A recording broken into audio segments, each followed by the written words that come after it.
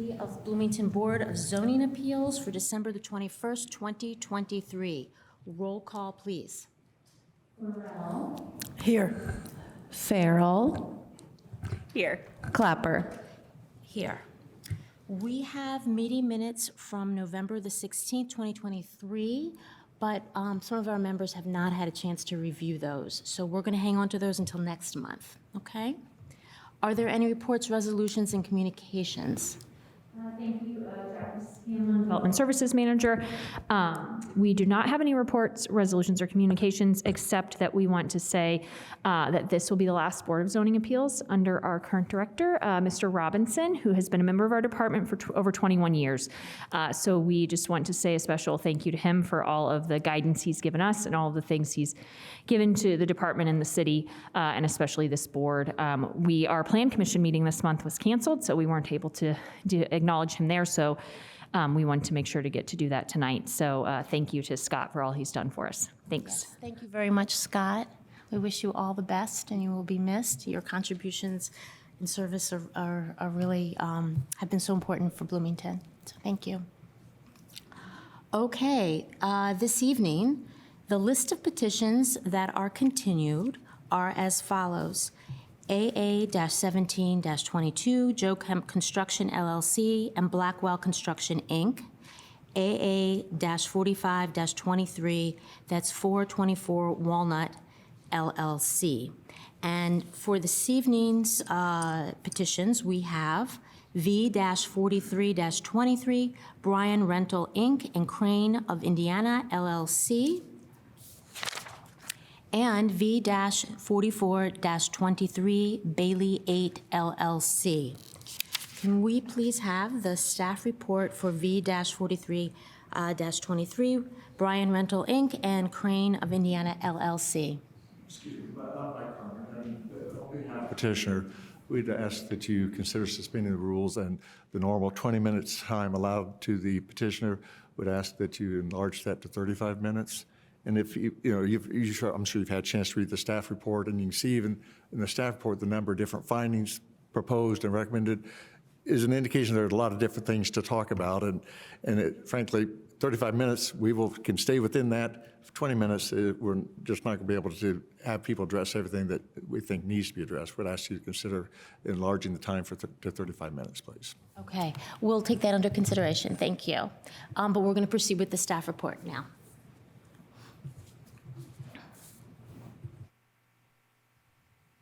Hello, this is Gabriel Holbrow. I'm joining by Zoom. First of all, can those of you in the chambers hear me?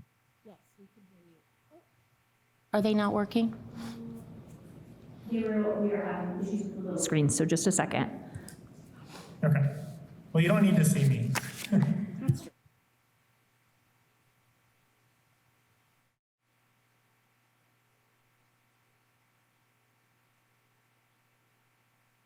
Okay, I'm going to try it one more time, and then we might have to just stick with the big ones tonight. Just a sec.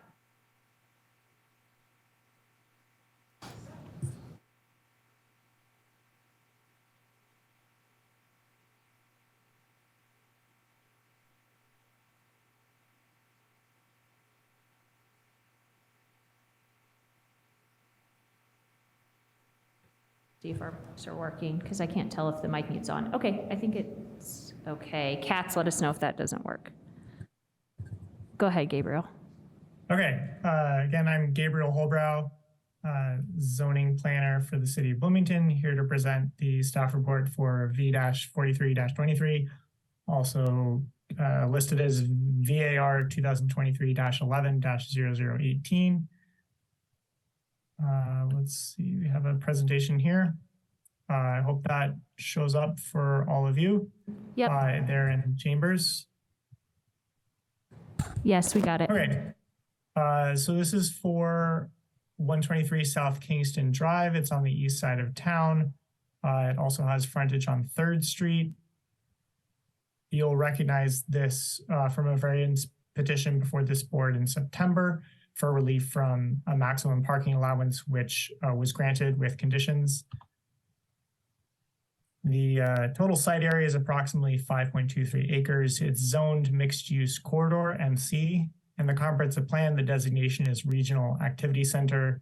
The existing land use is a vacant building and parking lot. It was a former Marsh supermarket. And the proposed land use is the retail sales large use to be a proposed location for academy sports and outdoors. The petitioner has come back to the board to request several additional variances for the same proposed use. This variance petition includes 4 variances. This is a site plan. North is to the right. The large rectangle you see on the right side of the screen is the existing building. The area sort of in the middle to the left of that, which is to the south of the building, that's the parking lot. Kingston Drive is along the top, which is the west side, and 3rd Street is there on the left. So the 4 variances that they're requesting are, first of all, the number of drives. They're proposing to keep all 3 existing, where the UDO standard allows 2 per street. Also, the driveway pavement width. They're proposing to keep the existing widths, where the maximum is 24 feet. Also requesting a variance from stormwater filtration standards for parking lot islands. And then finally, 4th variance to allow uncovered bicycle parking where covered bicycle parking would be required. So to go into those a little bit more, as a summary, for the first variance, the number of drives, the proposal is to retain the 3 existing driveways on Kingston Drive, where a maximum of 2 are allowed. So the southernmost one is 26 feet. The middle one, we'll get to that in a second, the width. But first of all, just 1, 2, 3. There are 3 drives existing. So they're proposing to keep all 3.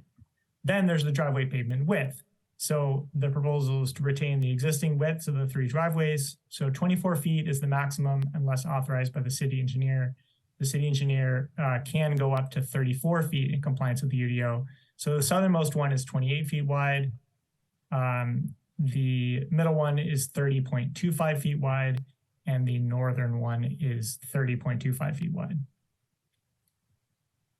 The petitioner has submitted a diagram of truck turning movements to show a need for wider entrances. You can see here in the diagram, a truck would come off of Kingston sort of in the upper right corner, would turn into the northern entrance, come around the back of the store where there's a loading dock, and the way out could continue on through the parking lot and go out the southern entrance there on the upper left. There's also showing a truck coming in the middle entrance to the front. This is what has been provided so far. So in the UDO, the city engineer is authorized to allow greater width to accommodate large truck traffic. The petitioner has submitted a request to the city engineer, and that request is still in review. Based on the information available at this time, it appears that a reduction in the driveway width, at least for the southern and middle driveways, would be possible while still accommodating large truck access. If we zoom in, this isn't the clearest snip from the plan, but you can see this is the southernmost driveway. You can see the 28-foot width there. And the wheel paths that are shown in the turning diagram don't use up that full width. So based on the information available at this time, it looks like that could be narrowed and still accommodate the size trucks that are shown in this turning diagram. Similarly, for the middle driveway, you can see the 30 feet and 30 and a quarter feet width there, and the wheel tracks appear not to need the full width. The northern driveway, however, really shows that the full existing 30 and a quarter feet width really is necessary. But based on it being necessary, the city engineer can approve that wider width. The third variance, stormwater filtration in the parking lot islands. The requirement in the UDO is that parking lot bump outs, islands, and end caps have surfaces below the level of the parking lot to allow water to filter in, and also cuts in the curb to allow the water to come in. As detailed in the staff report, staff has made a determination of how this applies to this specific parking lot, where there are some islands that are existing and not going to be altered, some islands that are completely new, and some islands that are already existing but are being expanded. So essentially, the details are in the staff report, but essentially staff's determination of what compliance means in this situation is that the new islands have to comply, and old and altered islands don't have to have the level lowered, but do have to have a cut in the curb. That would be what compliance is. They are proposing all of the islands, well, bump outs, islands, and end caps to not have these features, which is what the variance request is for. The fourth variance is for uncovered bicycle parking, where covered bicycle parking is required. There are 2 areas for bicycle parking. They are showing the required number. It's just a matter of whether they're covered or not. So they're on either side to the left and right, or west and east of the doors of the main front of the building near the doors. So just whether they're covered or not is the issue here. I'd like to present just a summary of the proposed findings. The full proposed findings are in the staff report. The first criteria for variance, that the approval will not be injurious to the public health, safety, morals, and general welfare of the community. For the number of drives, staff recommends that it's injurious because it will increase the number of conflict points and potential crash points. For the driveway width, it's injurious because it will enable faster turning speeds into and from the driveways. For the stormwater filtration and parking lot islands, it's injurious because it will increase the sheet flow runoff from the parking lot and reduce water quality by eliminating a filtration step. And for covered bicycle parking, there will be a small injurious impact because it will reduce the community's ability to achieve climate mitigation goals by reducing the use of carbon fuel vehicles. For the second criterion, that the use and value of the area adjacent to the property included in the development standards variance will not be affected in a substantially adverse manner. Staff's recommendation for the number of drives is that there will be a small but not substantial adverse effect. Similarly, with driveway pavement width, a small but not substantial adverse effect.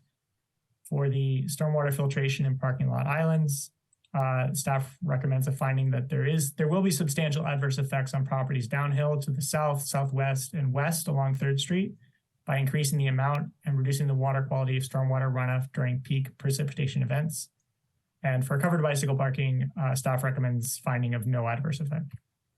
So on to the third criterion, that the strict application of the terms of the Unified Development Ordinance will result in practical difficulties in the use of the property, that the practical difficulties are peculiar to the property, and that the development standards variance will relieve the practical difficulties.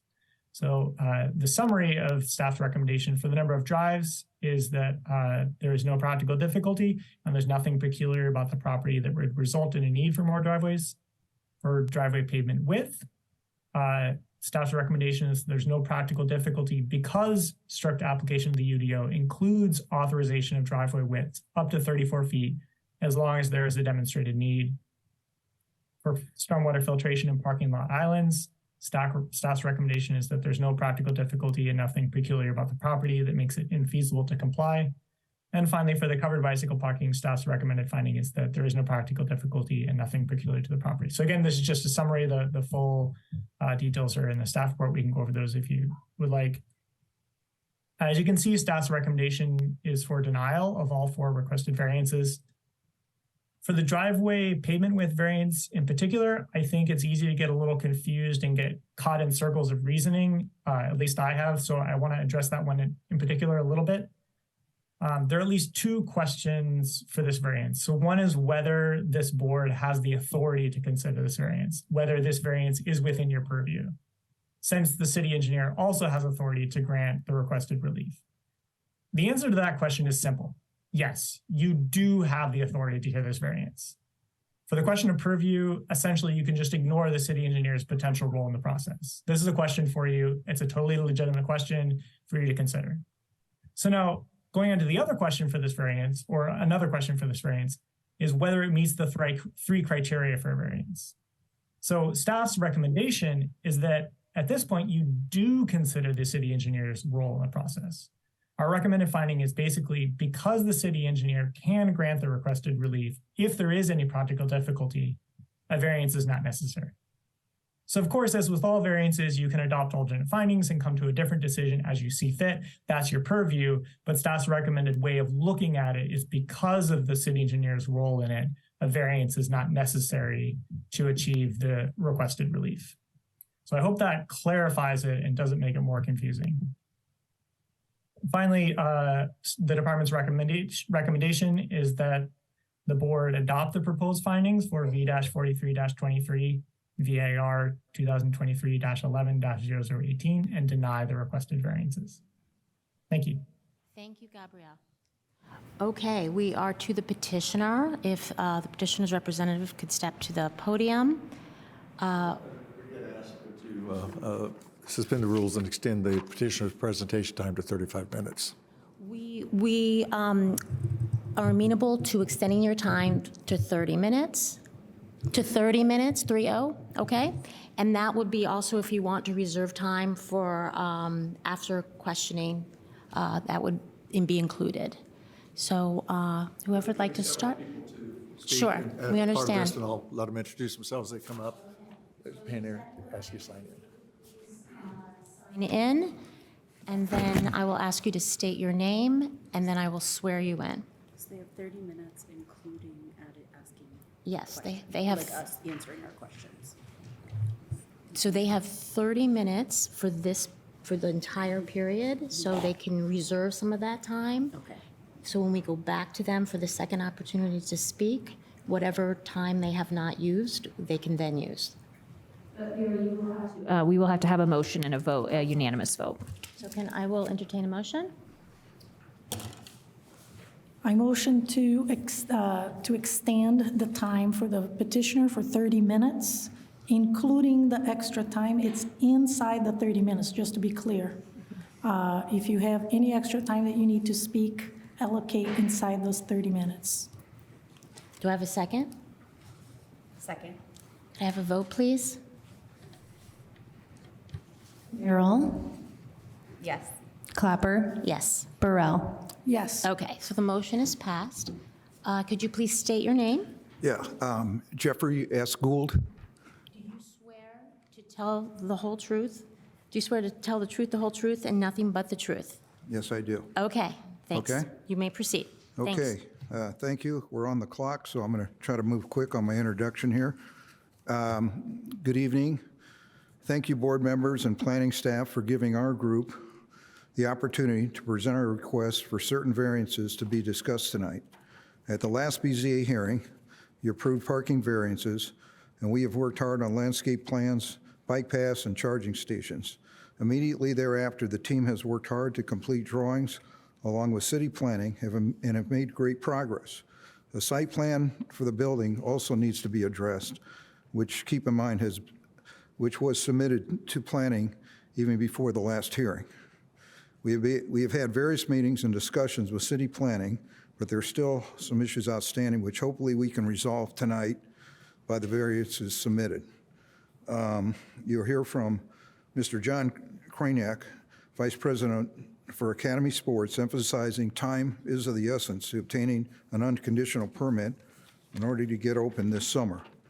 The Designer Group have studied, and we discussed before, the vacant Marsh building is an eyesore, and I would think and hope everybody here would like to see this exciting retailer, Academy Sports, get open with a newly remodeled building along with a brand-new parking area.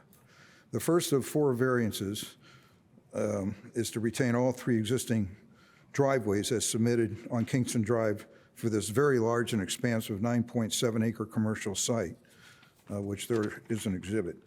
And by the way, on the exhibit or near there, there's a speedway, which is only 0.08 of an acre, which has 3 existing driveways, and per city planning, which our site is over 12 times bigger and would hopefully get the same number of driveways.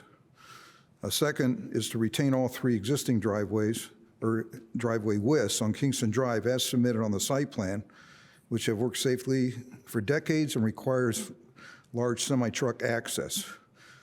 And then hopefully, please, we don't have to add more conditions, otherwise another delay in the building process. Again, this will be discussed in further detail by our other speakers.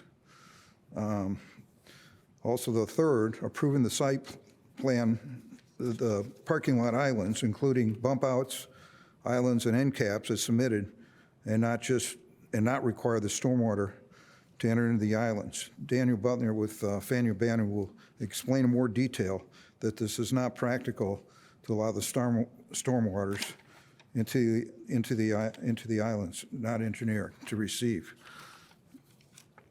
Finally, is number 4 is to approve the otherwise bicycle parking without the cover as submitted on the site plan to avoid an area for unhoused people to shelter or loiter. In summary, we have hired the right consultants, along with Dave and Eric Kamen, along with the academy, the team here, to work with the city to get a building permit. We've deployed people immediately after you granted us the parking variance for the last hearing. And I understand and respect the city planning, has a detailed playbook to make sure things is in compliance, but these preferred variances by our group were extremely important and helpful in order to facilitate a building permit without any further delay, which will be explained by Mr. Mike Carmen and others. Thus, these proposed variances are not injurious to public health and safety. In fact, I think just the opposite.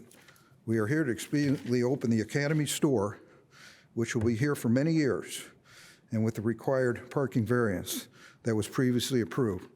Time is now of the essence to get the unconditional permit immediately in order to get open. Hopefully tonight, we can get this accomplished respectfully and appreciated. Jeff Gould on behalf of the partnership. Thank you.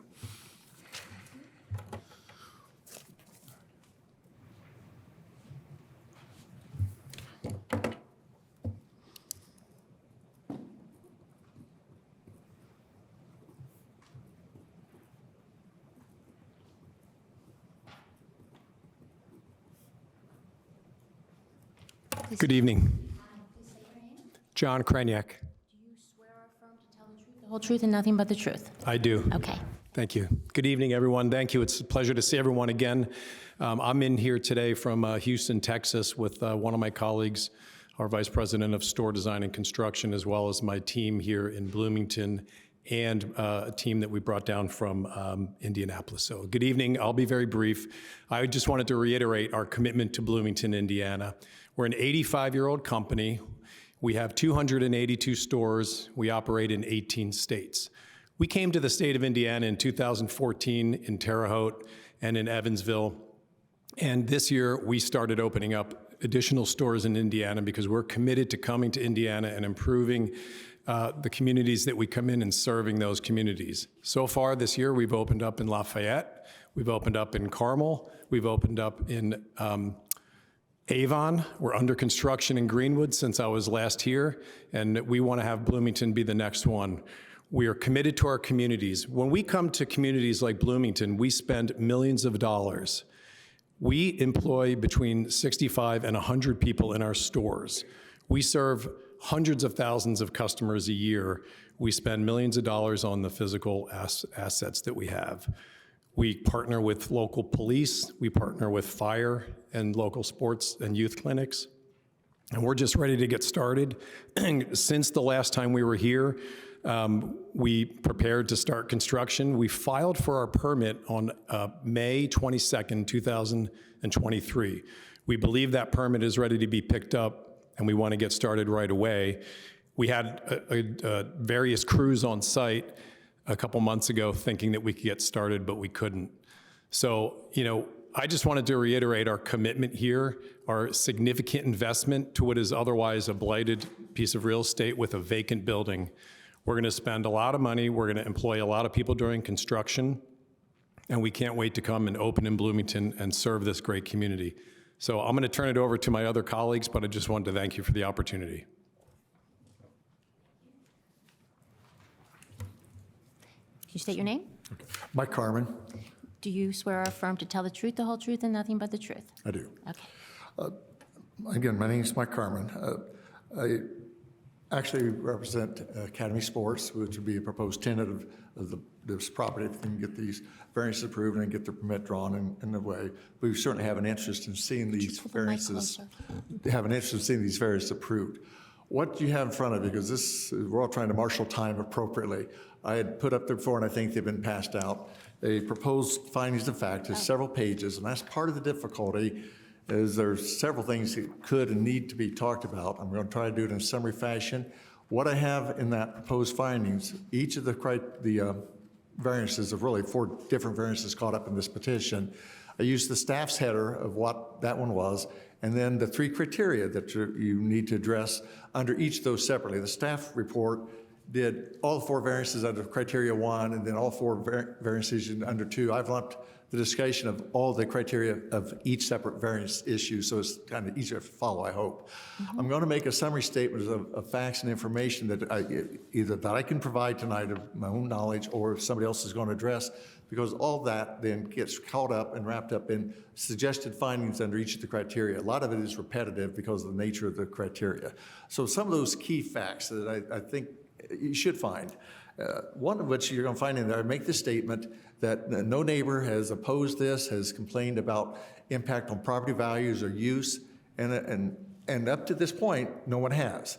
I don't know everybody in the room here tonight. I know almost everybody, and those I know are not here in opposition. I'm not going to make any statement about negative impact on value or use of the properties, but that needs to be addressed because the staff's recommended findings find that neighbor use and values would be harmed and adversely impacted. It's injurious to the neighboring properties, and yet nobody from those neighboring properties are going to speak in opposition to this tonight. There may be somebody online and who's going to raise a hand for Zoom. Having said that, they will change their mind and now want to speak, but I don't think so. Even Gabriel's report kept focusing on a repeated theme. Everything we're asking for starts with it's existing. That means it's existed during the time that Marsh Supermarket was the tenant on this property and operated, that had a daily regular use for semi-tractor trailer deliveries of their inventory for sale. That's a fact. There is no evidence that's been presented so far, and none that I could find to address, that says during those years that Marsh operated from here that there was ever a truck-related accident on Kingston at any of the 3 entrances. I have no evidence, and staff has certainly presented none, that says there was ever an occurrence of a truck vehicle accident even in the parking lot, let alone at the entrance from Kingston. This issue in the staff report and suggest findings of these 3 entrances are going to be injurious to the public health, safety, and welfare, or injurious to neighbors. Frankly, the history would say doesn't exist. The best predictor of the future is what has already occurred in the past. And what has occurred in the past is that truck traffic generated by the Marsh Supermarket use was not a problem, did not present a risk, was not a cause or a precipitating cause of any accidents or injuries, anything of that nature. And I think that's important. The other thing that was obvious from Gabriel's remarks and is obvious in the summary of suggested findings there is we're dealing with the built environment, and that's important. It is a goal of the comprehensive land use plan to minimize construction, to reuse and adapt properties. Somebody has already put all that pavement on the ground. To narrow the widths of the drives, to remove one entrance means ripping out pavement somebody's already done. That means that we're generating waste that has to be disposed of someplace. We're spending time, money, and resources to do that. And that's the practical difficulty, is the policies of the growth policies plan would discourage construction activity that generates unnecessary waste. And bringing in compliance will in fact do that. Now, I would suggest that whether the engineer has the authority under the UDO to approve what drive width in excess of 24 feet, maybe up to 34 feet, is not a factor for you tonight. In fact, I disagree with the staff comment that that's something that you consider. They always have that, therefore they don't need the variance. The variance is an issue of law. A variance issue is your purview. It's not the city engineer's purview, it's yours. That's why you exist, to receive the petitions, to consider them determine the facts and apply the law to the facts to determine where variance is appropriate and should be granted. That has nothing to do with what the city engineer may or may not do, or the UDO may allow somebody else to do. That's a wholly different matter, and that invades your purview to even suggest that she should not make a decision on the variance tonight and let the engineer do it. And I believe that's inappropriate. And it's your purview, and frankly, I don't mean to be forceful of this, but frankly, it's your job to make that decision. That's why you exist as the BZA. That's why the variance process exists. We present the facts, the petition, you make the decision. You don't defer that decision to somebody else. And I would ask you to do that and consider the facts that you received tonight and then apply those to the variance criteria and make the decision on variance. But I think when you do that, you're going to approve the variance as a whole, all four parts of it. With time, a couple more comments. This is summarized some things in here. The issue of three entrances. The comments already been made about the front, and if I don't know if it's displayed on here, but we know the property as a whole has 700 feet of frontage along Kingston.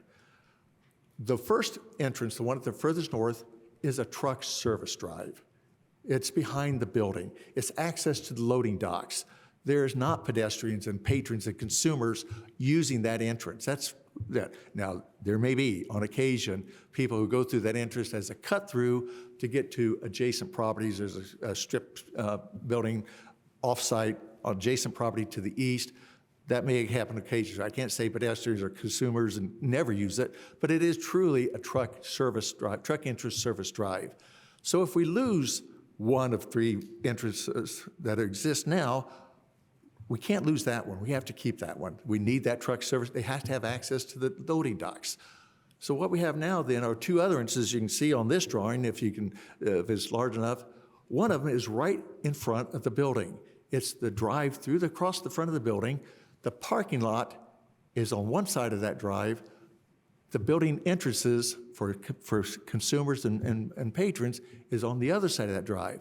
Losing an entrance means truck traffic, at least some of it, will be forced to use that drive, and that means you're forcibly introducing truck vehicle pedestrian conflict. You're forcibly putting truck traffic, at least some of it, on the only drive that the people park can walk through to get to the building entrances. And I can think of no good reason why you would do that.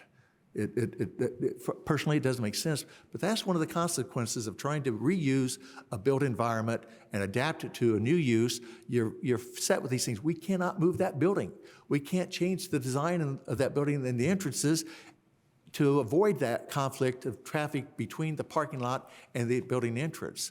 But what we can do is maintain all three entrances so at least some of the traffic can use that southern entrance, the one down closest to 3rd Street, that serves to separate the traffic. It doesn't force the traffic. If we lose that one, we're forcing the traffic to the truck service drive, which is not going to happen, or to that only one in front of the building entrance, forcing every person who parks in that lot to walk through that drive to get to the building doors. That's a practical difficulty, and the three entrances should be retained and preserved. There's no history identified to date that says that entrance presents a danger or a risk or an increased risk of vehicle accidents or traffic conflicts. It's existed for how many years? And when have you ever heard that? Personally, I've driven by on 3rd Street by this location, in my count, more than 30,000 times.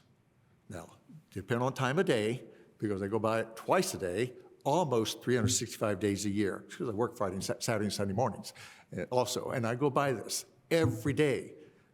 And I do not ever recall an accident of any size on at least. Now, it may just be I'm not there at the right time.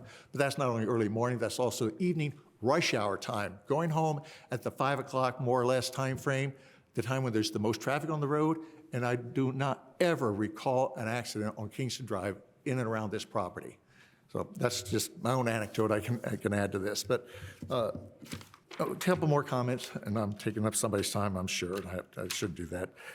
Stormwater drainage. Again, it's a built environment. The staff report suggests that it's injurious to allow on the variance because of the drainage, the runoff. But again, it's a built environment. That's been in place for how many years on that parking lot, exactly as it is.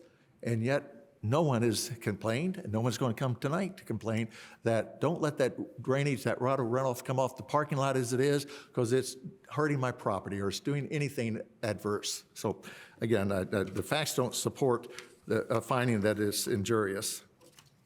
And lastly, the bike racks. The difficulty we have with the covered bike racks, the staff report says, well, it's injurious to the public because employees and patrons, customers who would ride bikes there, if there's not a covered bike rack, they'll be less inclined to do that. But that means they're driving through rain and snow anyway to get to a site, and their decision to drive through rain and snow is going to be dependent upon if there's a covered bike rack when they get there. Don't agree with that. But do the bike racks pose a problem? They do. We don't like to talk about it, but the reality is they're unauthorized people who find covered places to sleep.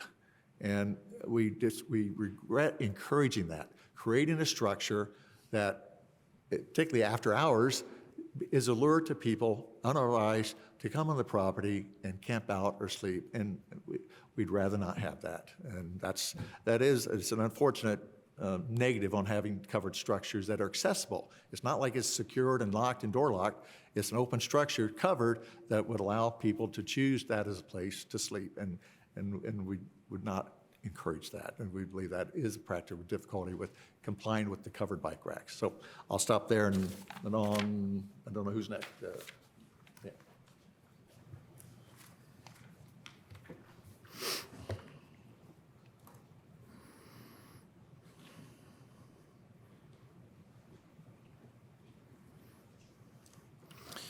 Good evening. Good evening. Could you please state your name? Daniel Butler, Bynum Fanning Associates. Do you swear or affirm to tell the truth, the whole truth, and nothing but the truth? I do. Okay, thanks. I'm the civil engineer on this project. I've studied the site quite a bit. It's an existing site, an existing parking lot that we wish to reuse. So you've seen this at the last BZA, and reusing this existing parking lot. I'm just here going to talk a little bit about having these notches in the islands.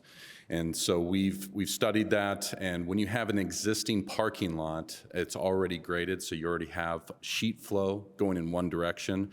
It's not advantageous to have these. They won't really do what the effect of they're supposed to be doing. So those weren't in the last ordinance, and so that's why you don't see them in the parking lot now.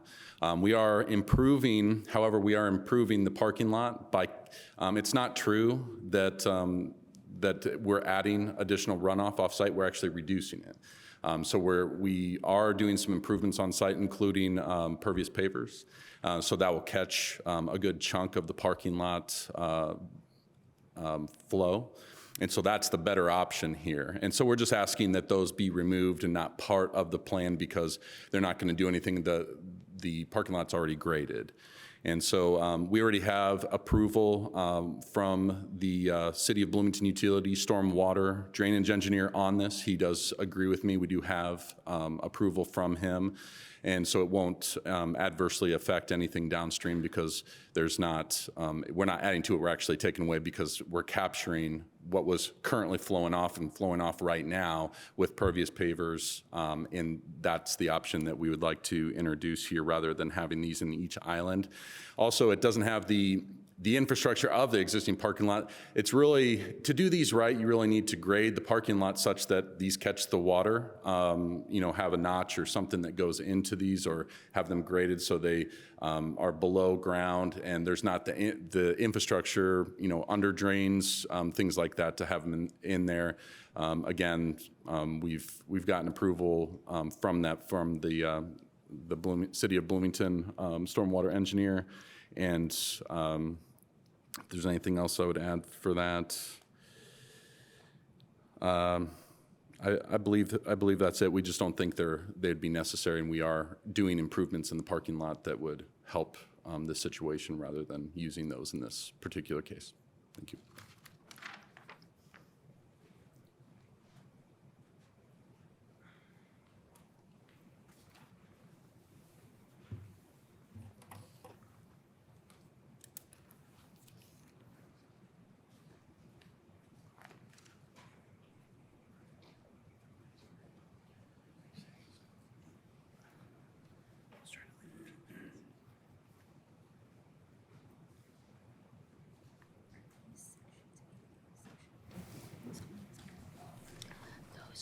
are standard details for, yeah, there's standard details for sidewalks that they throw in construction sites. Could you please state your name? David Kamen. Got a frog in my throat. David Kamen. Eric Kamen. Okay, do you swear or affirm to tell the truth, the whole truth, and nothing but the truth? Yes. David, you go first. And do you swear or affirm to tell the truth, the whole truth, and nothing but the truth? Yes. Okay, thanks. Yeah. I am going to be brief. I want to present this. It's been presented as a 5.3 acre site, but it's actually a 9.7 acre site. And as you can see right here, the only entrances for the shops, the Kingston shops, is through these access points. So, Sorry, we need to stay at the mic because we're on Zoom and recording, so maybe you can, yeah. So this is actually served because the Kingston shops have no access unless it's through the property we're talking. So it's a 9.7 acre site. And we did, out of respect, Gabriel's been good to work with. He asked us for a last minute truck turning radius study, which we did for him. And then after we did that, there was more questions, but that was asked of us very, very late. Simply put, large truck entries require larger entrances. It's just that simple. So we have the main semi-truck entrances is right here. And you can see that once they dock, there's a turning radius so they can get out the same north entranceway most of the time. And let's look at the exceptions here. When this was engineered, the shops was engineered and worked with Jeff Kreider at the time, with Kreider and Kreider. We made the shops semi-rated so that an occasional semi that comes in for one of the tenants, like DaVita Dialysis or some of the other tenants, Dr. Arnold, dentist office, they can come in here, and the occasional use, if you see my pointer, is to drop off a load, and the only way out is there. No other way out, because they can't make the turn here, they can't make the turn here.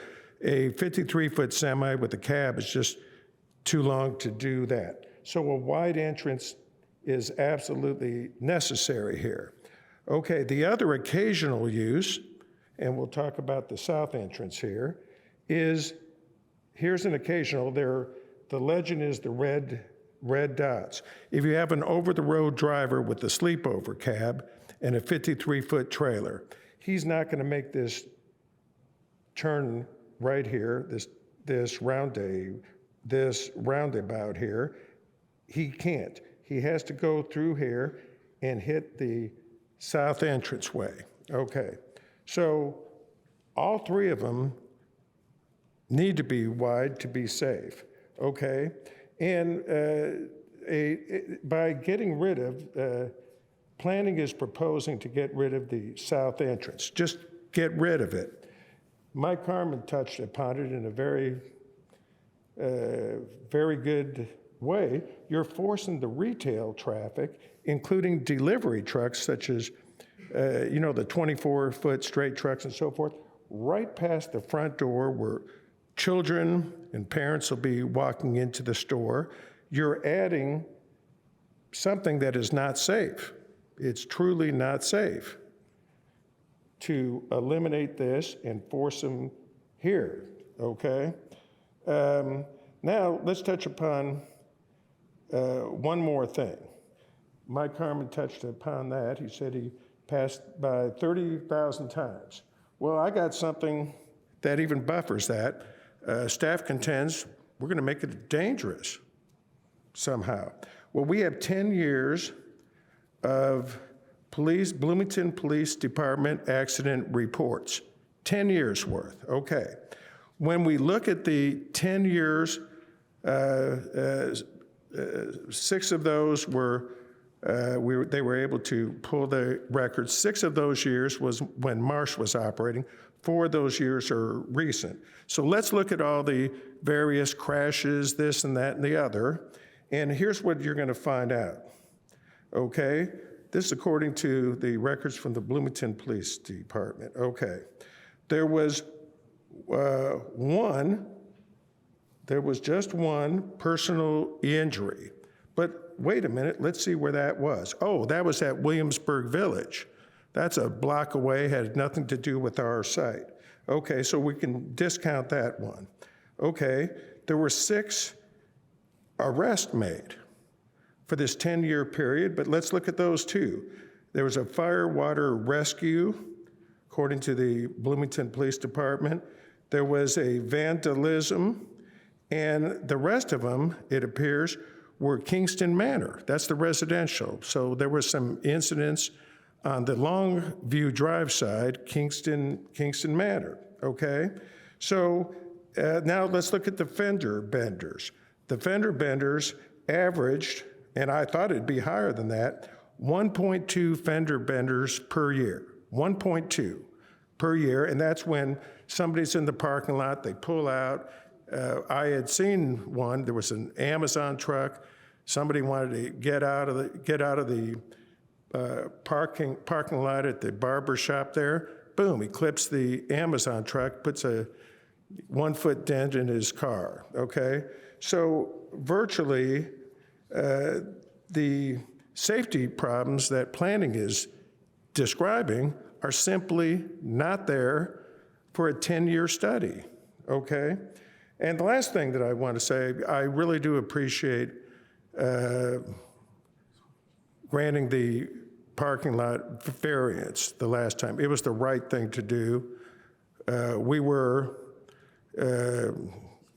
just thought we were done, but apparently we weren't, because we discovered later that planning had a list of things, including get rid of one of the entrants. So if it is approved with no changes, Gabriel told me that we'd have the building permit by January 8th. If we can achieve these reasonable requests that we have. So thank you. All right, I'll be real quick. This is Eric. We started, you could ask Gabriel this too. We started with 16 open issues that staff or planning, I guess, presented to us. We worked so hard with Bynum for a site plan, Nature's Link for our landscape plan. We worked with Academy Sports, our attorneys, and most importantly, planning, to get down to 4 issues that we're coming to you with. And all of these are safety precaution in our regards, and something that is just a practical difficulty in itself, given the large size of this building and site. So that's it. Thank you. We'll reserve the remaining time for rebuttal. Okay, thanks. Okay, so we are now to the board for questions. Somebody want to start? Actually, let me ask a general question of staff. Yes. In terms of process, Jackie, or actually Gabriel? Gabriel, could you just please kind of remind us sort of the process of where we are in terms of the site plan approval, and since the use had lapsed on this property, that what were the requirements, just generally, just to orient Sure. us again? Yeah, so for any project like this, really anything other than a single-family house, it needs site plan approval. So a redevelopment would need site plan approval. Sometimes it's it's major site plan approval. Major site plan approval has to go to a public hearing to the Plan Commission. In this case, that's not the case. It's a staff level site plan approval. And what we look for in that staff level review is compliance with the UDO. The compliance that applies here is what's called limited compliance under the UDO. So it's an existing site, and it's reasonable that they shouldn't be required to match all the standards that would apply to something starting from scratch on a perfectly cleared site. So there's all the limited compliance standards. They're listed in the UDO specifically, and have specific standards listed in that section, and also refer to other sections So that's the standard that we're looking at this under. That included the maximum parking allowance, which was the subject of the previous variance. It includes the number of driveways, the driveway width, those sort of things. Of course, as with any time you're seeing something, there are many, many things about it that are fully compliant. So they're, now I'm having trouble remembering them right now because we've been focusing on the things that are still issues. But anyway, there's all sorts of things that we're looking for in the site plan review. And these things that they brought forward are some of the remaining issues that are not compliant yet. So where we are right now is they're asking for this relief from those UDO standards. If these variances are, if some or all of these variances are granted tonight, then those aspects of the site plan would then be compliant with the conditions of the variance, and they could move forward with site plan review. There's a few other issues to clean up. So the site plan approval couldn't happen tomorrow, but they're very close to fixing some of those other minor issues. So this would be a major step toward that. If variances are denied, if some or all the variances are denied, they could, of course, go back and revise the plans for site plan approval. After that, of course, there's the granting of building permits, sign permits, and a grading permit. Grading permit is for the land disturbance necessary for construction. In this case, they're not doing buildings, but they are changing the parking lot because of requirements related to the previous variance and UDO standards. Depending on the outcome of the hearing tonight, there may be some work on the driveway entrances. So they will need a grading permit. So as of this time, they have not formally submitted an application for a grading permit. But once site plan approval is either complete or imminent, they can apply for that. So I had said to Mr. Kamen that if the variances were granted tonight, and we're talking about a fastest possible timeline, the earliest that it would conceivably be possible to receive a grading permit would be around the week of January 8th. In our experience with other projects, with other petitioners, other properties around the city, generally approving a grading permit on the first review is unusual.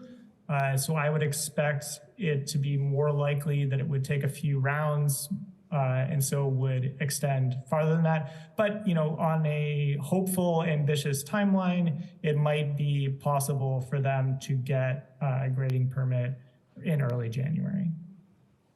If variances are granted tonight, I should add.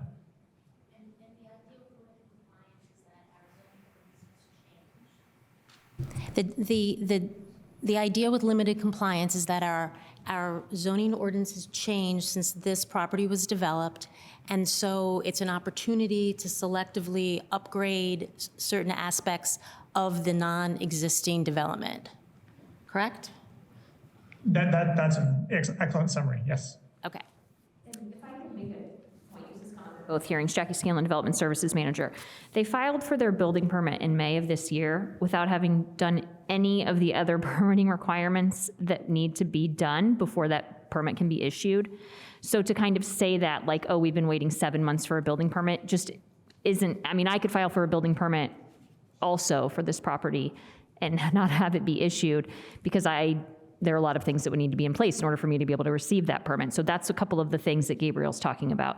You have to have a site plan approval, then you have to have a grading permit, then you can have a building permit. So when they filed for those things in May, they hadn't done either of the other things at all. So that goes to the now us trying to help them. It's hard because they did already come to Board of Zoning Appeals once with some variances, but they had not gone through the entire property and decided all of the things that they did not want to meet for limited compliance at that time. So after they were here, then they tried to say, hey, where's my building permit? And it's like, well, you have to do these other things first. So we are slowly working through those items with them. Typically, for a project of this scale, there would have been an engineer or someone involved at the front who would know all those things and have given us those documents. So that is why we are addressing these issues now and hopeful that these are the final issues. Then a site plan can be approved. Then they can request a grading permit. They haven't done that yet. File for a grading permit, have that be reviewed. That's by a number of departments. Then they can have a building permit after that.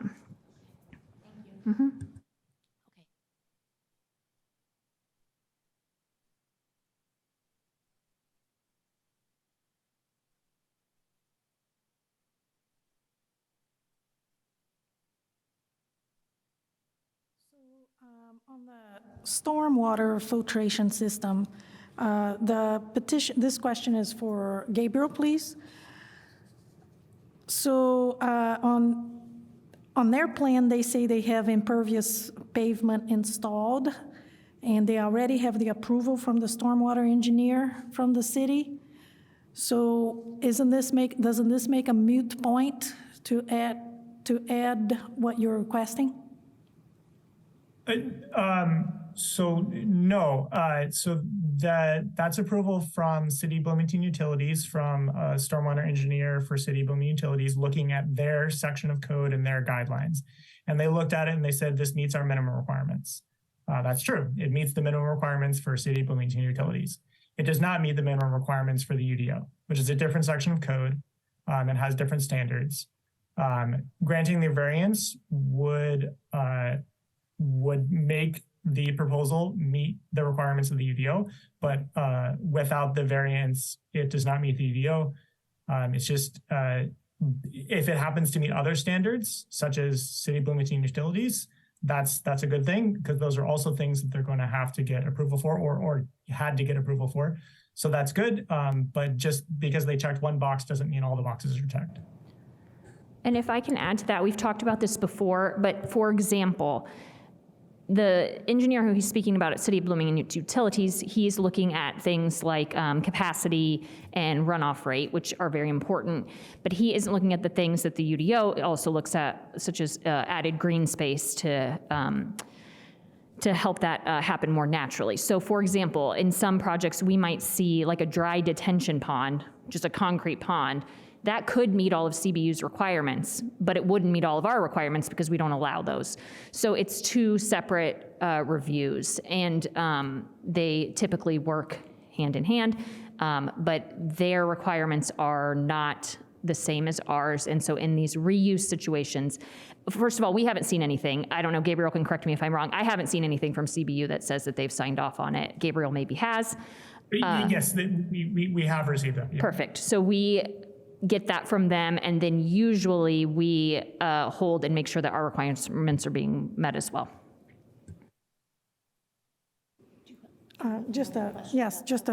So are there any water filtration problems in that parking lot now? Is that a question? Mr. Butler's the civil. Yes, please. The answer is no. There's no. It was designed with islands that didn't have anything infiltrating those particular islands. But again, we are making an upgrade, which we will take a good chunk of the parking lot, and it'll be infiltrated into an underdrain system. And again, some of that slope that's coming from the parking lot, if you put notches in the islands, you won't really receive that much of it because it's already graded as such. Does that make sense? It's already, you're not going to, if some of it's sloping this way, if that notch is only 2 feet wide, it's only a small piece of that parking lot that's coming to it. So that's why we felt like the pervious pavers that we were already introducing was a good improvement here, and not doing some of that's a requirement that you would be doing for a new parking lot. I'm going to follow up. Yeah. So help me understand why when you're building the new islands, you can't meet, I mean, you can go ahead and meet the existing code, doesn't harm anything, just gives another opportunity for percolation and, infiltration. So especially in the new situation, is there a reason not to do it? In a brand new situation, you can slope a good chunk of the parking lot to even get in then. You'd capture a lot of stormwater. Here, you just wouldn't be, over time, they wouldn't be doing anything. And lots of times with that infiltration system, you do want to introduce some kind of underdrain in those so that anything that is going through and down through those islands, you want to capture that through an underdrain system and then flow that off. Long term, it could be a mess without those. It wouldn't be doing what it's supposed to be doing. Does that make sense? It does. So a component of the system is underground drainage, which connects to. So with the new, if you were to meet today's standard with the new aspects of the new islands, then wouldn't it require having to also connect up that underground? That would be my recommendation. Now, that's not always the case, but if you really want them to work well and be a long-term filtration process for stormwater in a parking lot that's being used, you really want to introduce those, because long-term landscapers might just over mulch those and they'll just end up, nothing will actually Not get in anyways. functioning. Does that make sense? Yeah. Not functioning. I guess that helps me understand why tinkering with the existing ones may not produce the desired effect. Right.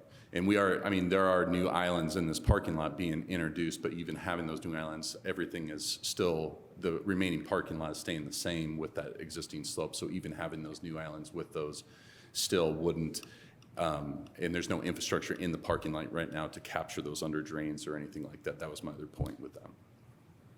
So doesn't the new pervious pavement section that will have a whole? That's correct. So there is one piece of existing infrastructure in that parking lot. There's a set of inlets, and so we're going to utilize that set of inlets to capture under drains from that pervious paver system, and so we are going to reuse that. That's correct. The remaining islands in the parking lot will not have ability to get there unless we would, be tearing up a lot of the pavement in the parking lot to put those in. And so some of the larger islands that will be new, I think I'm looking at them. How many new islands are there? We did It's not comply with the color-coded. current UDO to make sure we have enough islands in the parking lot to have 10 spaces at a minimum before an island. And so there's, I would say maybe about half, maybe a little more are new islands.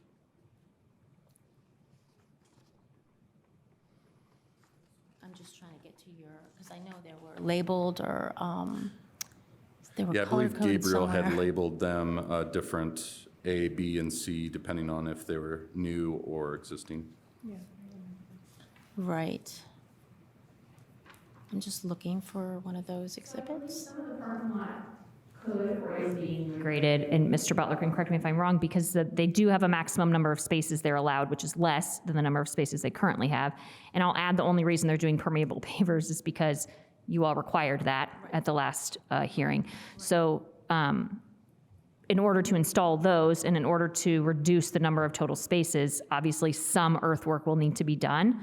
And so why that couldn't be done to help increase filtration, we are unclear.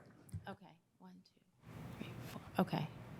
So it looks like there are 1, 2, 3, 4 and a half islands that are being introduced that are new. Does that sound right? It sounds about right. Some of them are being enlarged as well. Right. Okay, and then everything sheet drains to the south. Correct. That's right. For the most part. So these here, 1, 2, 3. They drain to the south, Everything goes to the towards south. the current. Goes down here and gets collected somehow. Okay. Any other questions for Mr. Butler? No, thank you. Okay. Other questions?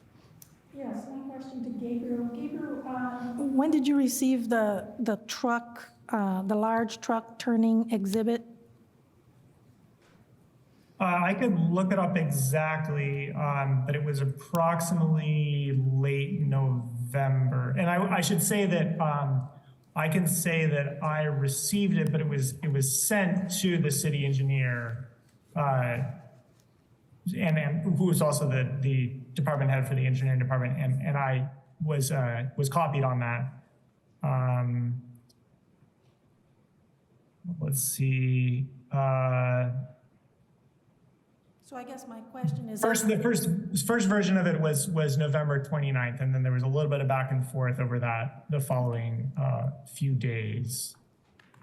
I guess my question, following the previous question, is so after reviewing the large truck turning exhibit, I mean, were you convinced that the 3 driveways are required, or did you just stick to the UDO 2 cuts per property?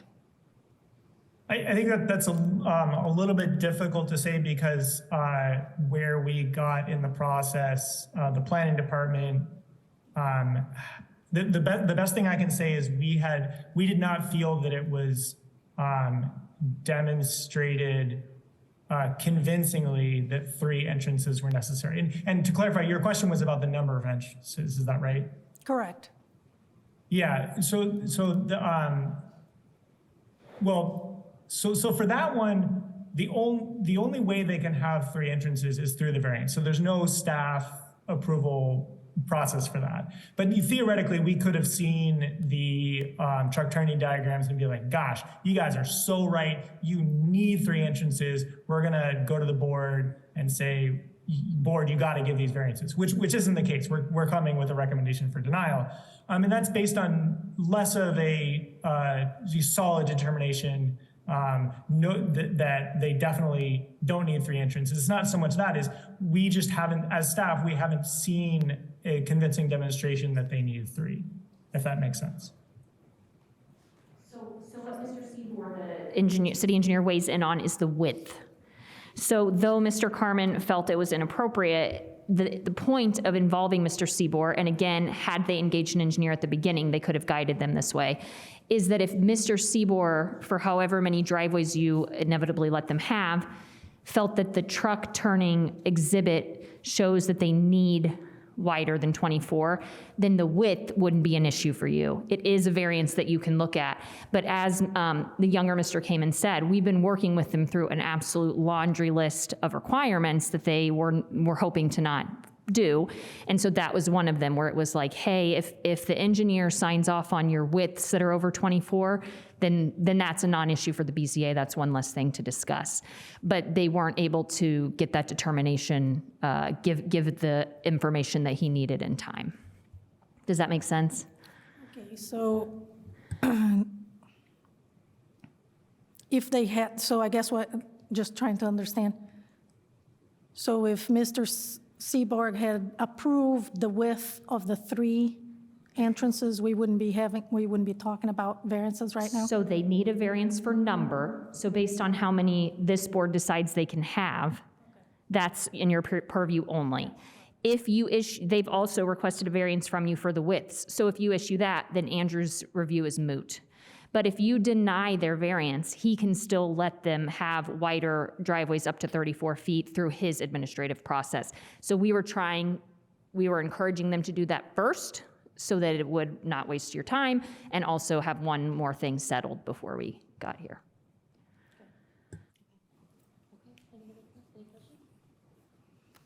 So Andrew is planning to review some documents, waiting on some more documentation, or do we have a reasonable time frame for when the city engineer will be completed with that process? If I can answer that one, the current status is Andrew Seaborg, the city engineer, has received the materials provided through Daniel Butler for this petition. He had questions and asked for a few specific additional pieces of information, and it was getting close to the hearing date, and the petitioner has not provided that information to him at this time. So the status right now is that the city engineer is waiting on information from the applicant.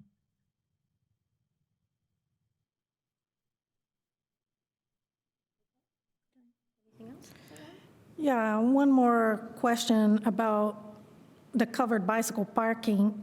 Can you define for me covered Gabriel, does that mean enclosed in 3 sides or just a roof? Or, I mean, what does that mean?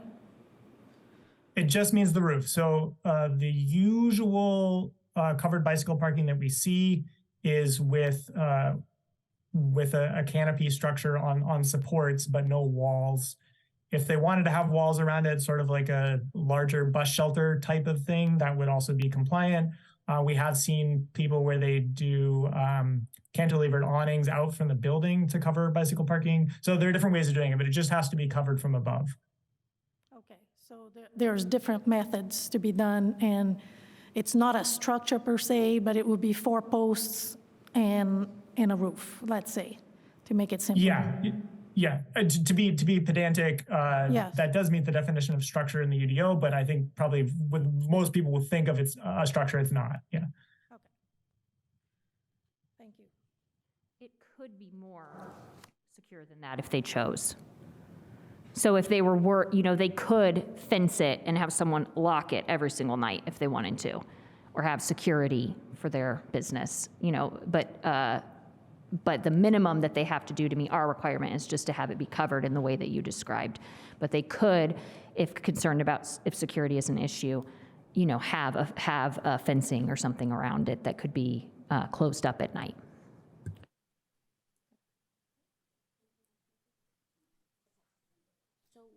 To the public for a comment on this petition. If you are interested in speaking to this petition, I invite you to step to the lectern now. This is your opportunity.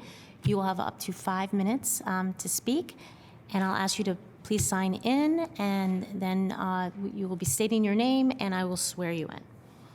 You can raise your virtual hand or send a message to Jacqueline Scanlon, and we will get you in the line of people who would like to speak. Thank you. Thank you. Thank you. Did you sign in, sir? Brian Waltz. If you could just write your name there. Mm-hmm. Do you swear or affirm to tell the truth, the whole truth, and nothing but the truth? I do. Okay, you've up to 5 minutes. Okay. Like I said, my name is Brian Waltz. I'm a civil engineer by profession, and am here to speak in favor of the variances. For the last 45 years, I have either been involved with the design or the construction of projects similar to this one. Currently, I'm employed by Kreider & Kreider here in Bloomington, a large site civil contractor. And in my opinion, the 3 access drives are required for a facility this size and for this purpose. As was mentioned previously, the one in the rear of the building is strictly a service drive, and the other 2 are, in my opinion, are required for the safety of the people that will be in the parking lot. And as far as the width, the truck turning movements show, and they're obviously theoretical, it sometimes takes a little more width if the truck starts not quite at the very edge. So I believe the widths as they exist right now would be required for this facility. So just wanted to make that point and bring you my opinion. Thank you. Thank you. Is there anybody else in council chambers who would like to speak to this petition?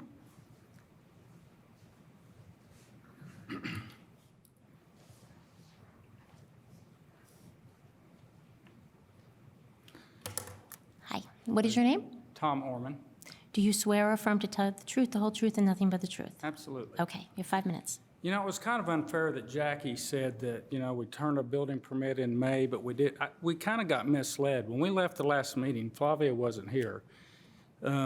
We thought we were ready to go. They had staff, they had people in hotels ready to build this building because it wasn't the planner's job to tell us what we needed to do.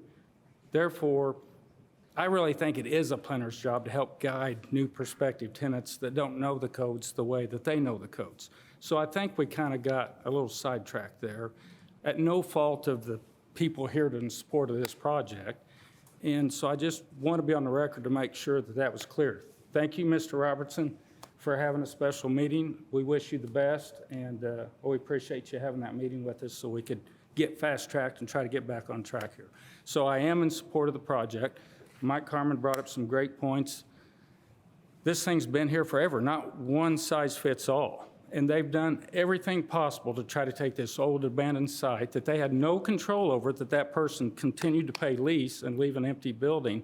I think that's an important factor here, or we wouldn't even be here. And Academy wants to be here, and they need your help. And the process that we went through, they've been diligent. There's several attorneys in this room that has tried to do the right thing, and we keep kind of getting misled a little bit, and that's why we're yet here again today. So I just want to be on the record to thank Scott for kind of moving us forward a little bit and give you guys the understanding that we were trying to do the right thing here. So I hope you guys see that, and I thank you all for being here. Thank you.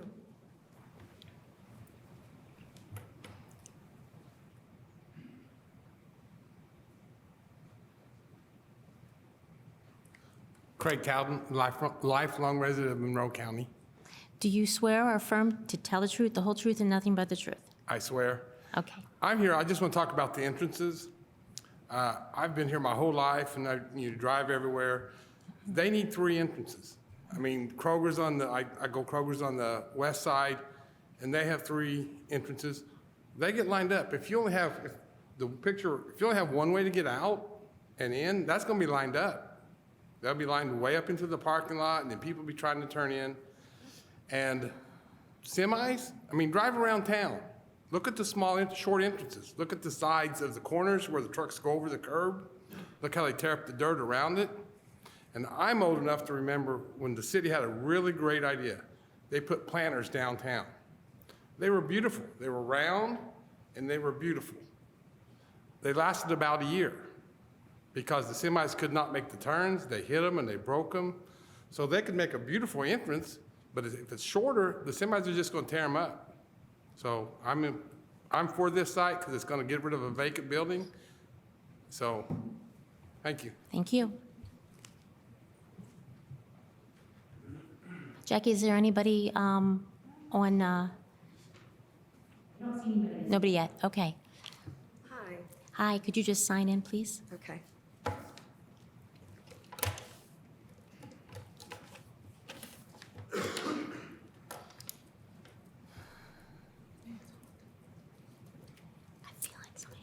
Hi, Yes. I'm Lisa Kamen. I actually have a letter from a Park Ridge neighborhood. Let me just Okay. swear you in. Okay. Do you swear or affirm to tell the truth, the whole truth, and nothing but the truth? I do. Okay. So I have a letter from Steve Akers. He's a Park Ridge neighborhood resident who could not be here today, but asked for me to read this for him if I could. Sure. It says, please accept this message to be read and/or submitted to the Board of Zoning Appeals as they hear the appeal. I am unable to attend in person or attend the Zoom due to family obligations with the upcoming holiday. I have sent this message in care of David Kamen so he may share the letter with the board members at the 12/21/23 meeting. This latest appeal process on the entrances and width issues. I understood at the last meeting that the appeals had been settled through compromises. Now I learn that there are issues with the number of entry exits that must be approved or changed in order for this redevelopment plan to move forward. The latest appeal is very disappointing as me and my neighbors anticipate the property to be renovated and reopened. The property has been vandalized and an ongoing issue with unhoused people using the property for shelter. Please make your best effort to manage these issues so the redevelopment may begin and have on-site management present. I do not see any issues with the current 3 exit entries and their width. Please move forward and settle all of the issues at the 12/21 meeting and not prolong this approval process. This has gone on for months and needs to reach a conclusion so work may begin and the store may open as soon as possible. Thank you, Steve Akers. Thank you.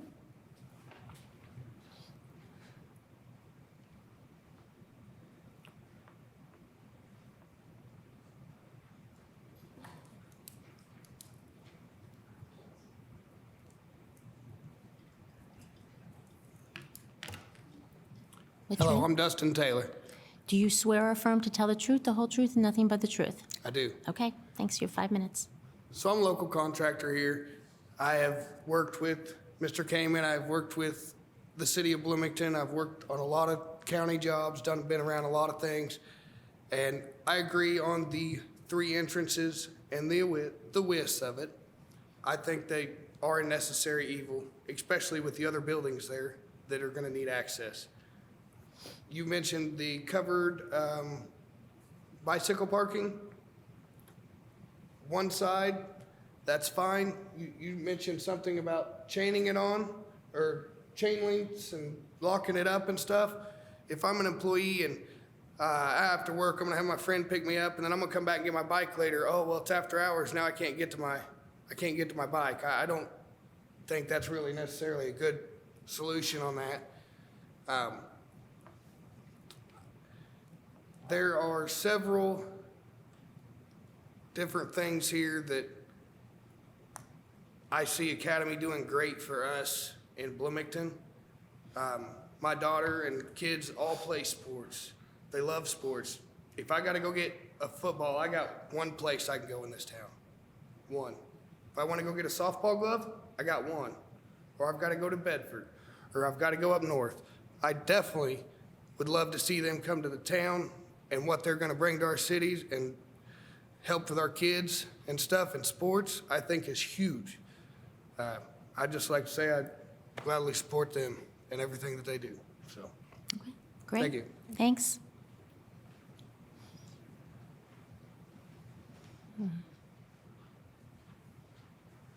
Hi, could you please sign in first? Sure.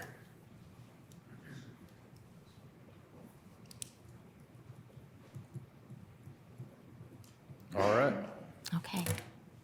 What's your name? Dave Harstead. And do you swear or affirm to tell the truth, the whole truth, and nothing but the truth?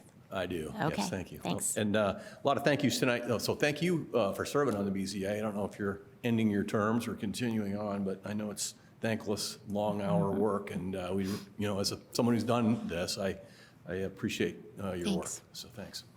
I am here in support of the petition, and I'll just quickly tick through a few different things. First, just in terms of the site, it's obviously a really long site. It's got a very high traffic road on the south. We obviously don't want, if there were 3 entrances on the south side, I could see there might be a justification for eliminating access points on a state highway, So actually, I think the site's pretty elegantly designed to try to channel people to, to the road that has less traffic on it, where it's safe, as has been demonstrated.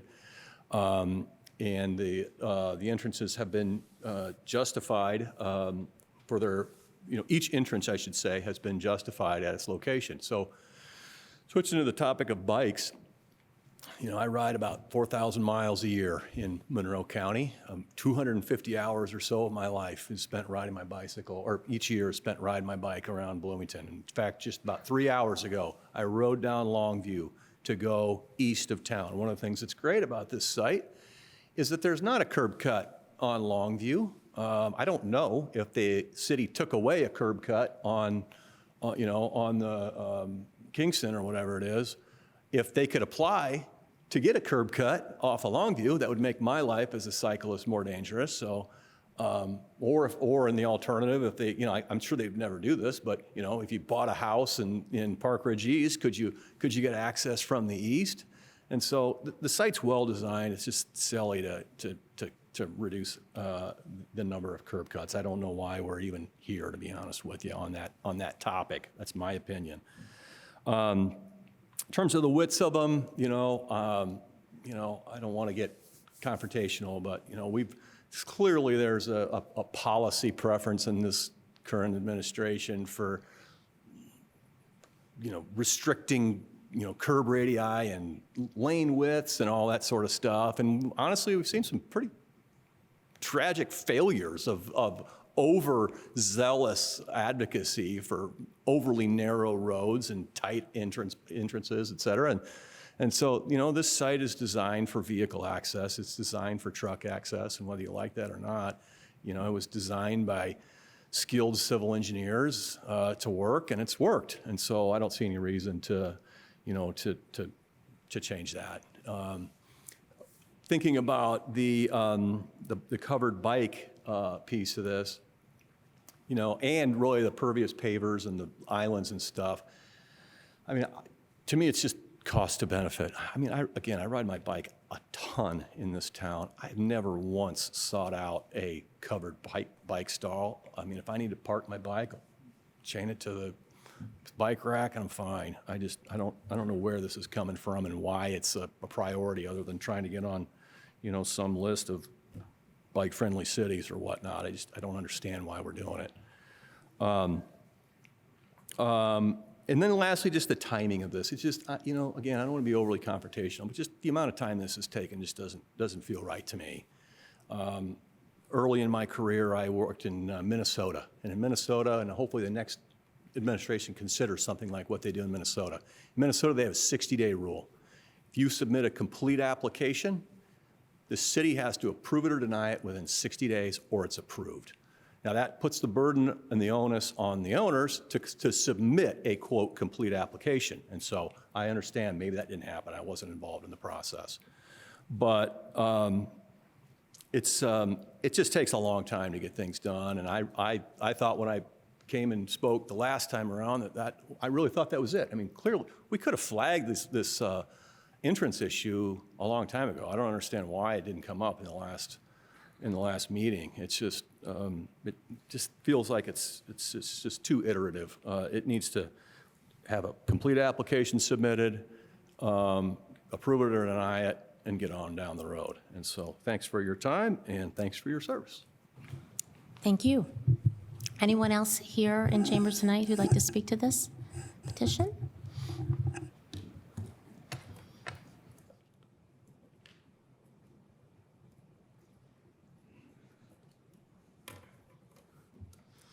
Your name, please? Rajesh Patel. Do you swear or affirm to tell the truth, the whole truth, and nothing but the truth? I do. Okay, you have up to Yes. 5 minutes.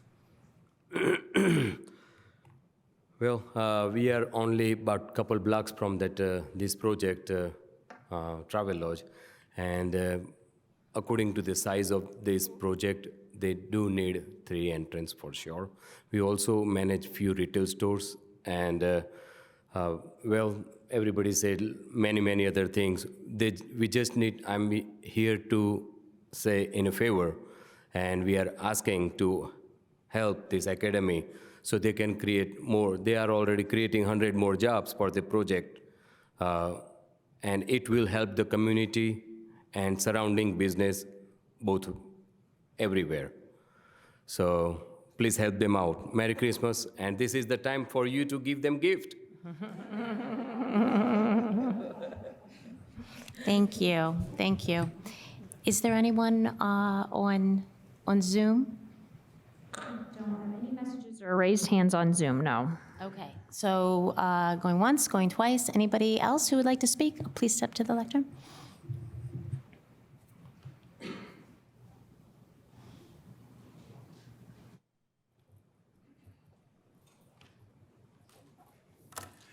My name is William Arnold. Do you swear or affirm to tell the truth, the whole truth, and nothing but the truth? Absolutely. Okay, thanks. I'm a general dentist.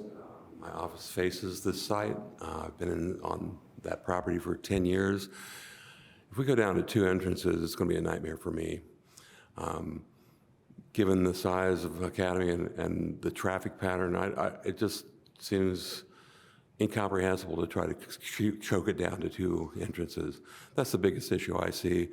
I'm also frustrated in the pace of progress. I thought this was green lighted. I'm stunned that we're still here, frankly. I do appreciate your time. I appreciate the work that everybody's put into this. And I'm all in favor of having all this granted and getting the green light going again. Thanks. Okay. Any last commenters this evening? Okay, then we are back to the petitioner's team. Oh, yeah, no, he's got, they've got Remain under oath, I understand. a couple minutes reserved, so. So, just highlights. I regret spending any time talking about processes and how we're doing things, because this becomes, and I hate it when this happens, this becomes a finger pointing exercise, becomes a point, counterpoint, jab, counter jab. We don't need that. There are different perceptions of where snags were, where the delays were, how they happened, why they happened. In the end, that has nothing to do with your decision. So that's, just put aside, please. So let's talk about the merits of what we are. A couple of quick comments. One is, I thought 21 feet on truck requirement for the truck. The allowed 24 feet is full width of the road, both lanes, two 12-foot lanes. There is no 21-foot lane allowed. It's just, it doesn't happen. So, that's, with regard to Andrew Cybor, his review and the possibility, he could find, from an engineering standpoint, that 24 feet is adequate, necessary, that's all you need. But that doesn't answer the variance request, because the variance isn't on that. The variance is on request of practical difficulties.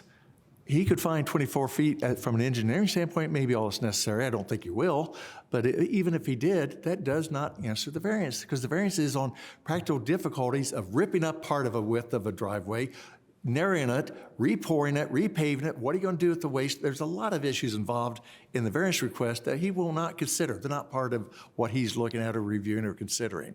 Just like Jackie made a comment about some things that it wasn't within their purview to do certain things, and that remains true on that. So I would ask you to consider the merits of the variance request on the maintaining the width of the existing drives, because it's been demonstrated that it works, and it has not been demonstrated that it causes any harm, and it clearly has some issues, time, effort, cost to make changes. And those are part of practical difficulties. And because again, we're trying to reuse a built environment. Then the only other thing I want to say is, okay, well, if I'm done, we're done. I'm not done. Thank you. Board for any further questions and or action. Do either of you have more questions? So we are deciding on entrances, bike racks, and water. Four things. Four things. Okay. The 3 entrances.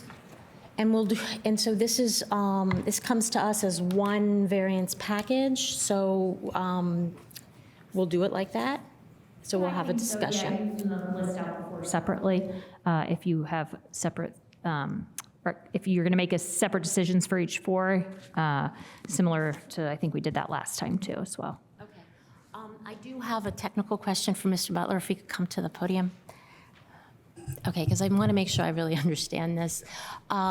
So if we were grading a new parking lot and we were using these island systems to help, filter the water and connect to our system, how much do you grade the parking lot to one of these locations? Because the way when I'm looking at the layout, I do see quite a number of parking spaces that would naturally drain north to south into these bump outs, which would seem an opportunity to capture that water.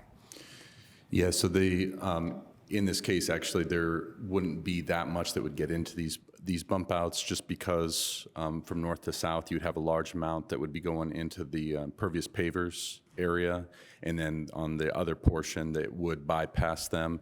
And so if we were designing a brand new parking lot, we would go ahead and design the depression of how much depressed area that would be, and then do a calculation on any certain size of storm, to make sure that these would at least handle like a 1-year storm, so that you wouldn't have a constant pooling. You want it to pool, but not so little that it just constantly is pouring back out and not really affecting anything. It wouldn't be doing the nature of what they're designed for, as the filtration process of natural rainwater. And in this case, what I was seeing from the grading of the parking lot as it is now, it wouldn't be doing that natural process, and it wouldn't be helping that process to add them, and add all the infrastructure with that, all that cost to go with it, to have very little effect. Okay. Thank you. Okay. Any last questions from you guys? Clarifications? Okay. So let's act. Okay. Yes. Do you want to propose a you want to start with number 1? Yes. So, do you want to go one by one? Let's talk about them, and Yes. then Okay. see where we all are, and Okay, then maybe well, we all can right. put together. So on the 3 entrances, I agree with the petitioner. I see that the north and south entrances are, they are semi-truck entrances, and I would hate to see trucks going in front of the building where people are walking in and out of the building. But I think when I look at the plan that I have in front of me, we're looking at just the academy site. But I think we can't ignore that there's the dentist and the other people that use the same entrances. And also that the trucks will be using for their businesses are also using the entrances. So if we take one of the entrances, now we have all those businesses plus Academy going out of one entrance because the other entrance is the semi-truck. So I'm in favor of approving That variance. the variance Okay. in that case. I'm as well. Yes.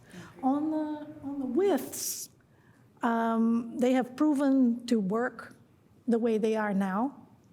I don't see why we have to reduce it. And since we are approving the 3 entrances as existing, I would approve the widths as well.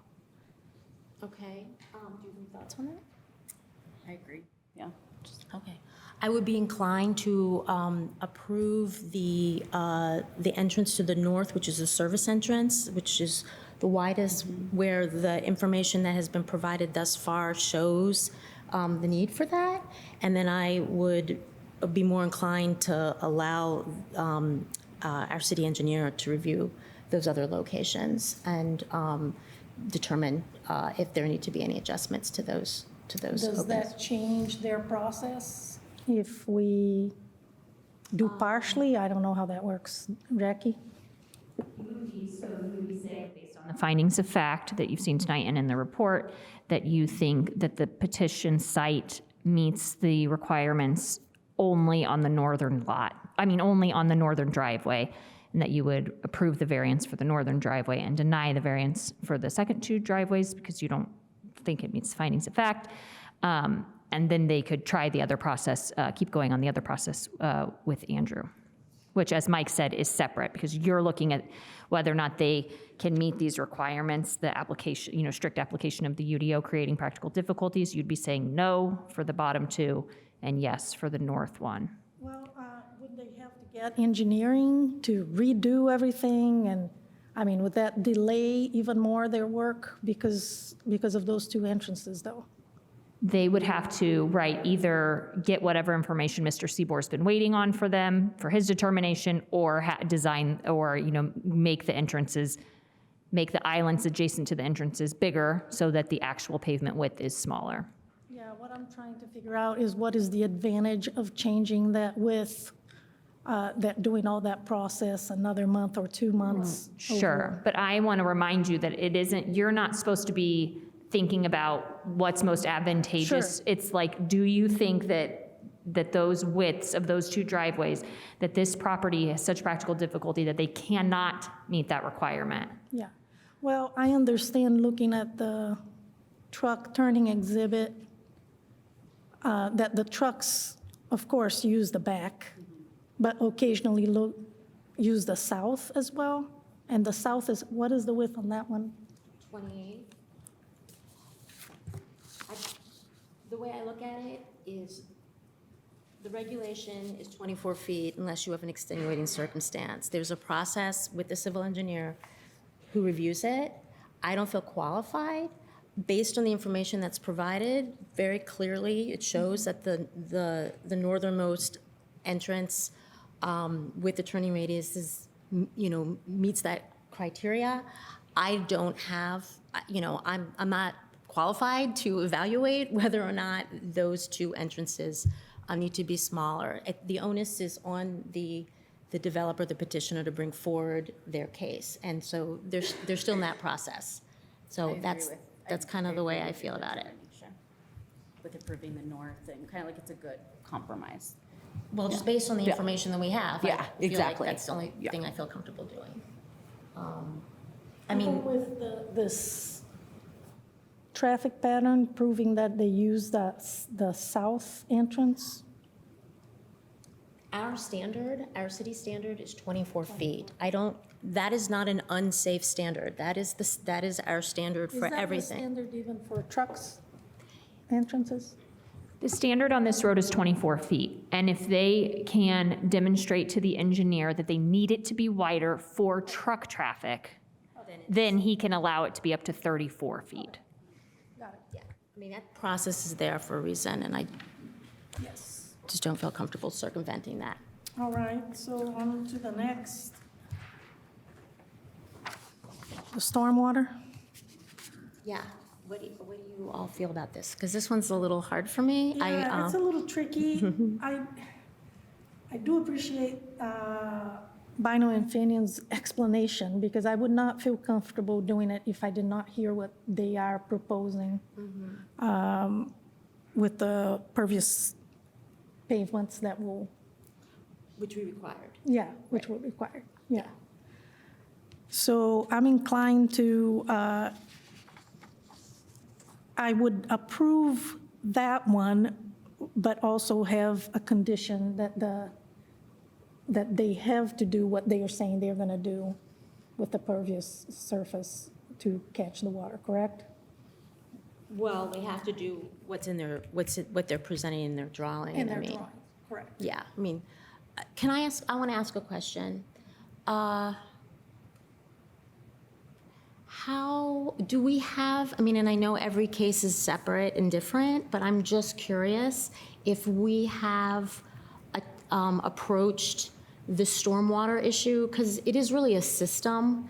And so I think it is kind of difficult to make these, these surgical changes and want them to work in a particular way. There's just a lot of stuff that happens underground in the way things are connected, and I don't know, I don't want to, I want anything not to work properly and create problems, and at the same time, I just want to make sure that we're meeting the intent of the ordinance to begin with. Sure, I think I'll say, and Gabriel, you can correct me where I'm wrong. I mean, as you can see in the drawing, some of the islands are in the permeable paver area. Right. So if they're putting under drains in the permeable paver, I don't know why I don't think it's been demonstrated that those islands could not meet and be functional.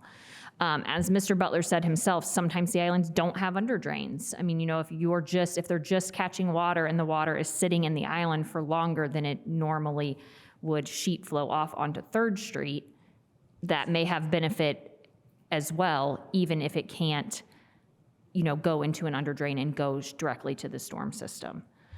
So I think that is why we, as Gabriel said, while we were doing this analysis, we kind of tiered them based on what the status of the island is, because some will remain existing, some will get additions, and some will be brand new, and expecting the standard to be higher for those that are new, because they will be moving dirt and things to put those in. And so even if that just means those islands being lower and being able to hold water until it can naturally percolate or evaporate, we do think that is a better use of those islands related to stormwater than just having the water go around them and straight down to the exit. Okay. To me, that makes sense, that anything is new, it should meet code. And I would feel comfortable allowing the existing Islands to remain, and then the new islands to meet code. Yeah. Does that make sense?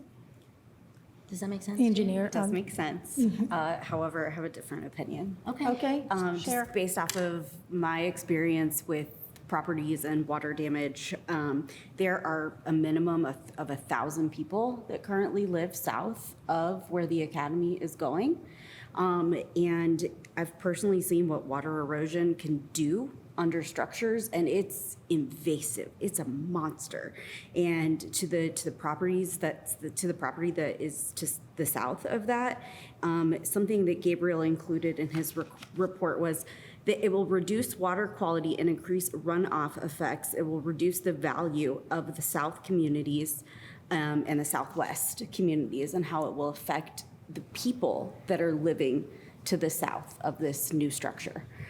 So for that reason, I don't think you can convince me tonight to agree to pass that. Well, One second, I want to make sure I understand what you're saying. I want to make sure, wait, so you are not supportive of the variance? I am supportive of our variance. Like, I don't think that we should, I think that we should stick to the UDO on this. Okay. Yeah. Okay. I mean, are there any previous problems? I guess that's what I was, are there water issues now? Well, the current structures that are there now were not there when Marsh was there. The whole environment around the academy. No, I understand, but are there issues, are they having water issues on the south side neighborhood? They could be. Again, Yeah. it's one of this, so we have an ordinance. Yes. And the ordinance is there for a reason, and there are certain practices that are embedded in the ordinance. And one of the main things about stormwater is that you want to slow it down. And so whatever modicum of slowing things down, it makes sense when you can do it. So I guess I'm thinking that it's reasonable that anything that's built that's new should meet our current code. Same thing in building code. Anything that you do that's new has to meet current code. And I think that You're talking about the 4 new islands. I'm talking about the 4 new islands and the islands that are in the impervious paver area. This middle. Yeah, and then the islands that are being enlarged.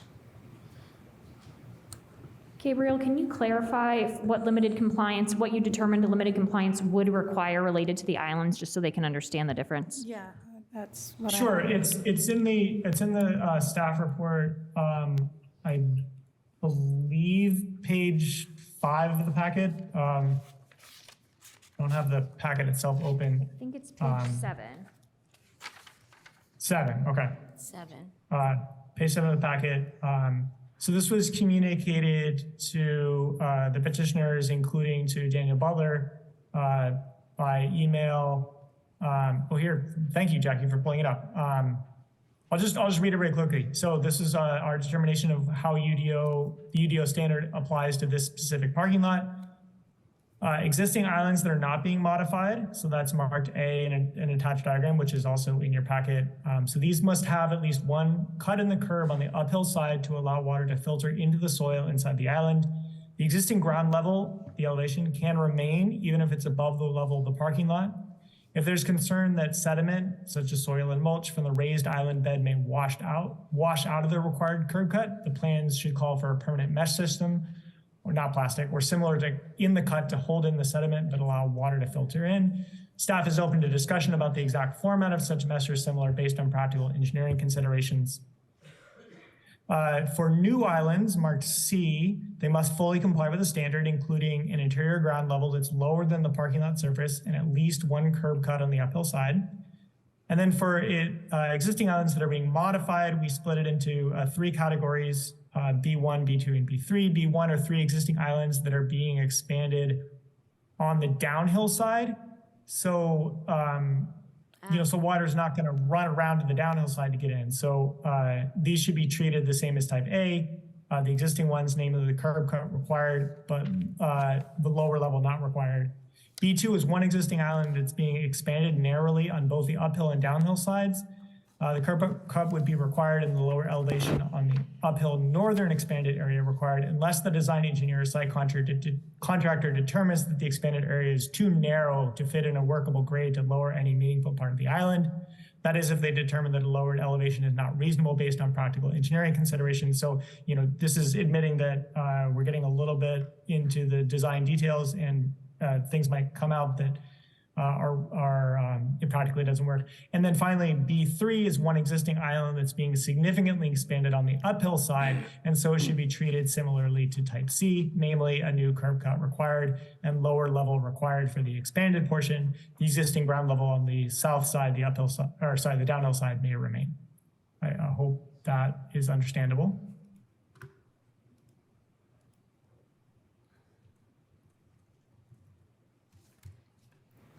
That's a lot, Gabriel. The nuances Sure, yeah. of it, and I appreciate you wanting to be sensitive to the petitioner and the different conditions there are on the site. Again, I would favor leaving whatever is there that's not going to get touched as it is, and anything that gets touched gets brought up to code. That's kind of the way I would do it. So that's kind of what I would propose to you guys is and then Can you clarify if that's different from the staff determination that I just read? well, you were making certain allowances for whether the north side or the south side was being expanded. And I just think if they're going to touch that area, then it just needs to be fully compliant.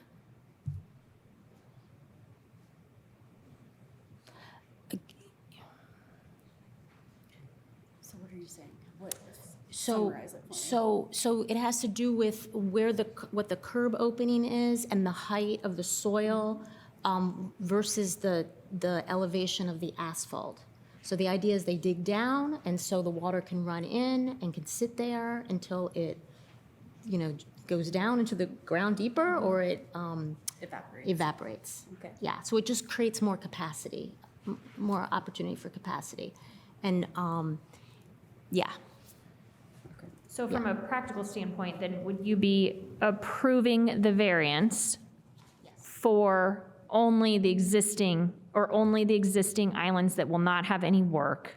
And that those islands, so then we would want to make sure we had a condition so we understood. So then those islands that will require work will have to meet the requirement? Yes. Okay, thank you.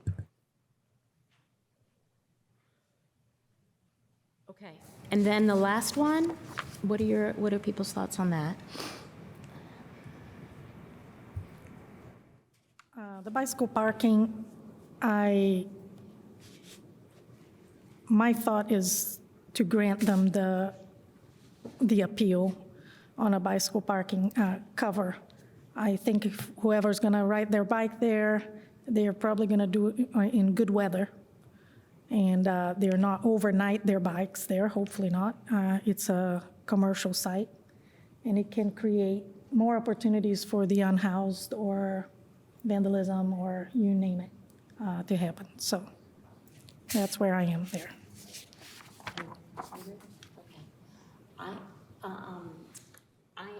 I disagree. I think that this is a standard that applies to everything across Bloomington. If I would hope that once the property is reinvigorated and there are people there and there's activity there, that there'll be a lot less folks hanging out next to an abandoned building. And I know of a lot of places and all over Bloomington that have covered parking, and the issue of people spending time in places is throughout Bloomington. So I don't see how this is a unique condition of this site. I just don't see how this is different than any other development that is going to go in anywhere in this vicinity. So I don't know. What we do for one, we have to do for all. I see what you're saying. I mean, I understand. You may disagree with wanting to have, maybe that's not the right ordinance for Bloomington. I completely get that, but we don't get to determine what the ordinance is. We just get to determine whether we feel like this site meets the conditions for a variance. So What triggered the covered bicycle parking? Why wasn't there to begin with, if it is in the ordinance? It's required, oh, go ahead, Gabriel. It just, at the time that Marsh was developed, there was not a requirement for bicycle parking, or not the same requirement. And there certainly wasn't a requirement for covered bicycle parking when Marsh was developed.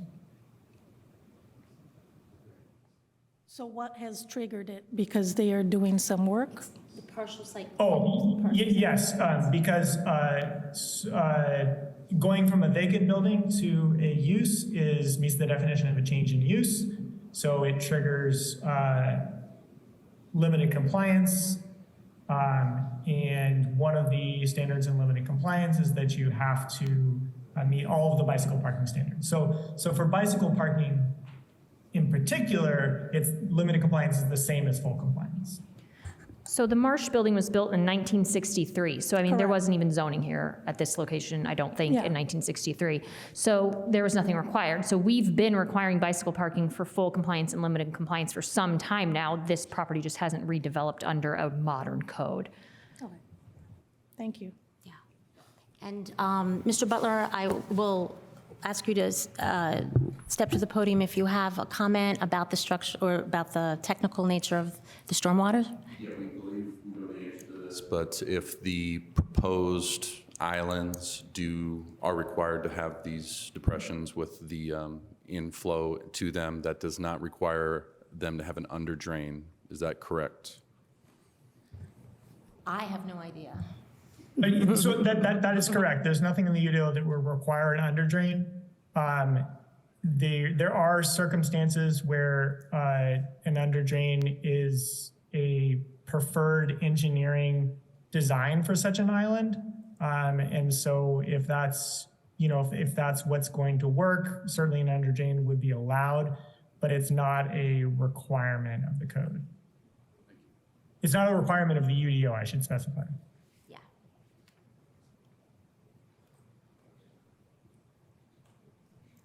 Okay, so are we pretty much in agreement with a motion? We have to come up with, Gabriel, did you have any alternate findings drafted? I'm working.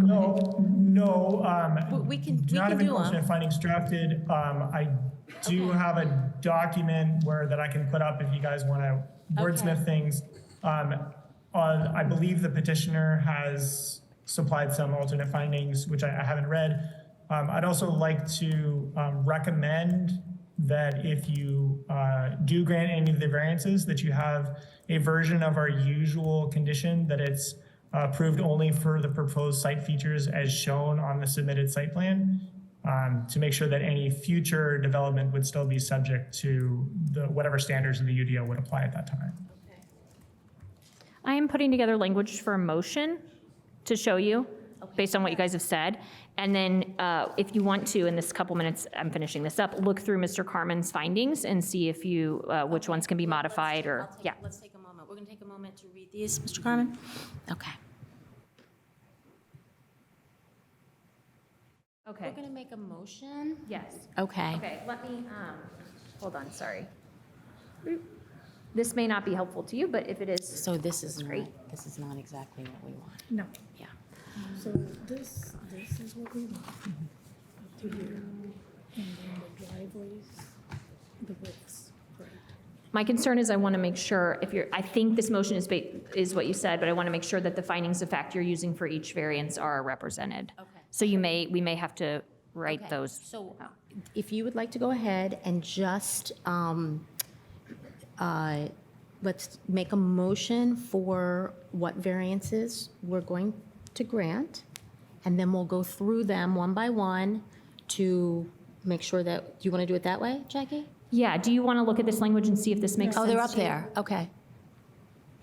The motion to approve driveways and access and to allow 3 driveway entrance to remain.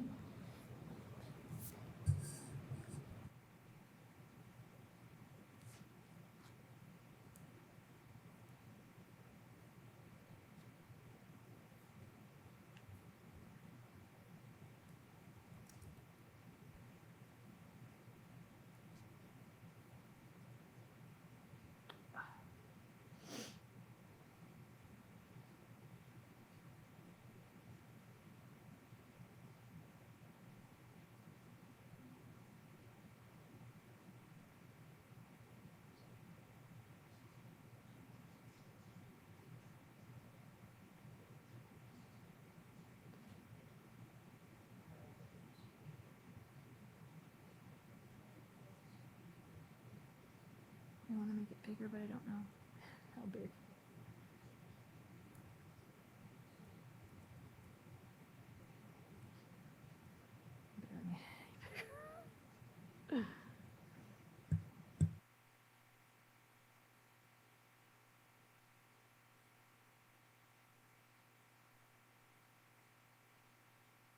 So in this I think this is what you said in your discussion, so happy to change whatever. And then Gabriel has, if you want to do more specific findings, for example, you have to determine findings for the stormwater variance. I didn't include those here.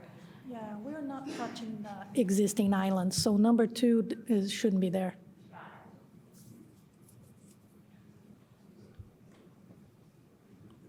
And I'm a little confused on the width, the language on the approval of the width. We are going to grant the width on the north side, on the north entrance. Approval of driveway and access variance related to the width of the driveway for the north.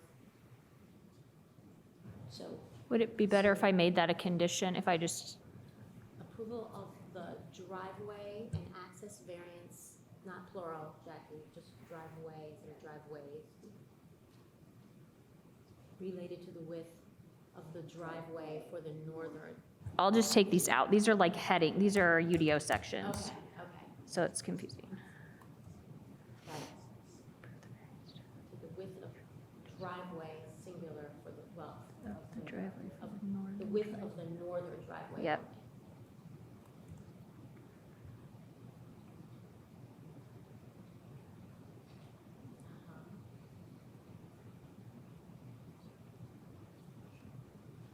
Do we have to say anything about the other widths? I think maybe I'll just put it in for clarity.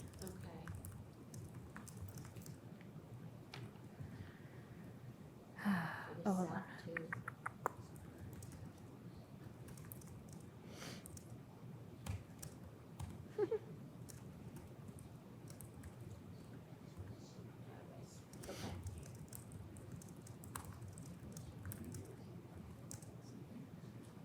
Okay, and then approval of the stormwater drainage variance request for existing islands only.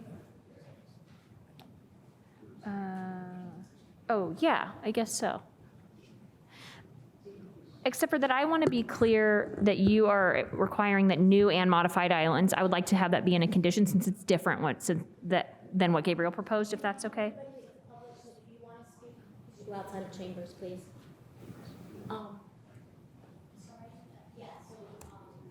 So approval of the stormwater. Yes, so I want to make sure that's in there. So approval of the stormwater drainage variance with the conditions listed below, and the conditions are that existing islands that are not being modified do not have to meet the requirement, and any new or modified islands must meet the requirement.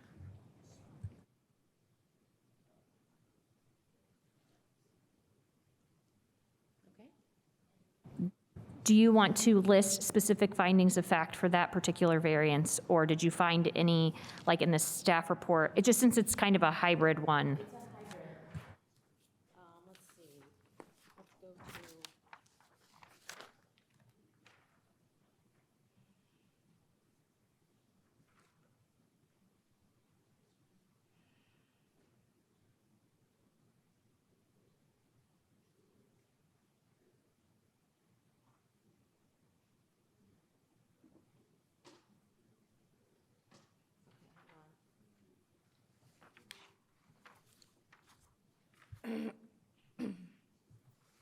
Number 1 is done. I've got them out of. Okay, here we are. There was a lot written about this.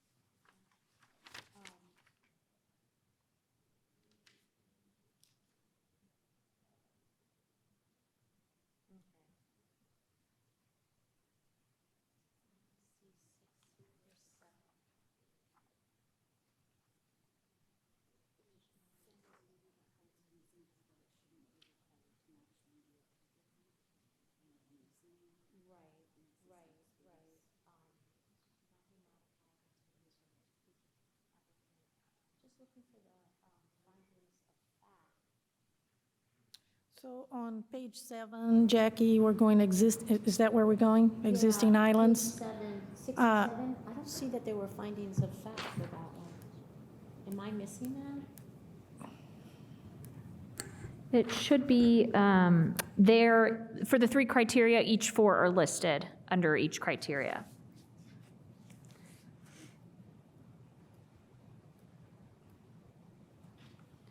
I think really you could probably just adopt the findings of fact from the staff report for that, because he was recommending that we do some and not all. Well, except on the existing islands that are not being modified, marked as A, diagram must have at least one cut in the curb. We said we're not going to touch the existing islands. Right, the granting the variance will have substantial.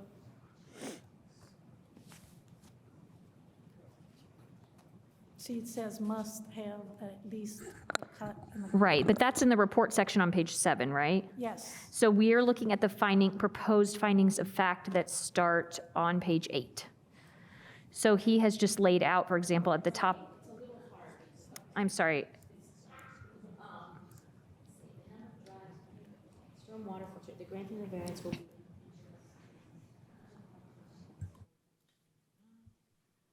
Okay, but we are granting the variance. Yes, that's true. Okay.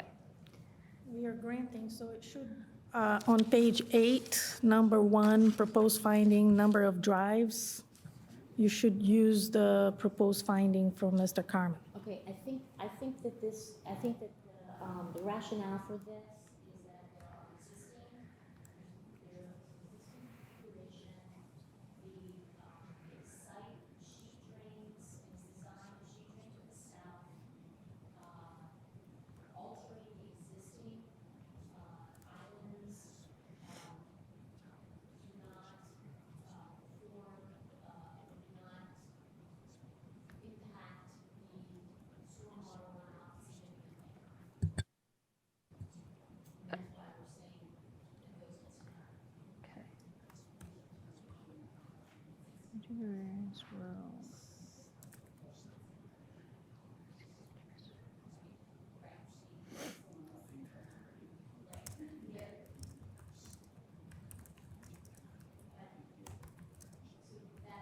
So that's why we're granting the variance for the existing islands. Okay, hold on. Yeah, if you all feel comfortable with that, that's fine, and we can go back and listen and correct that. Okay.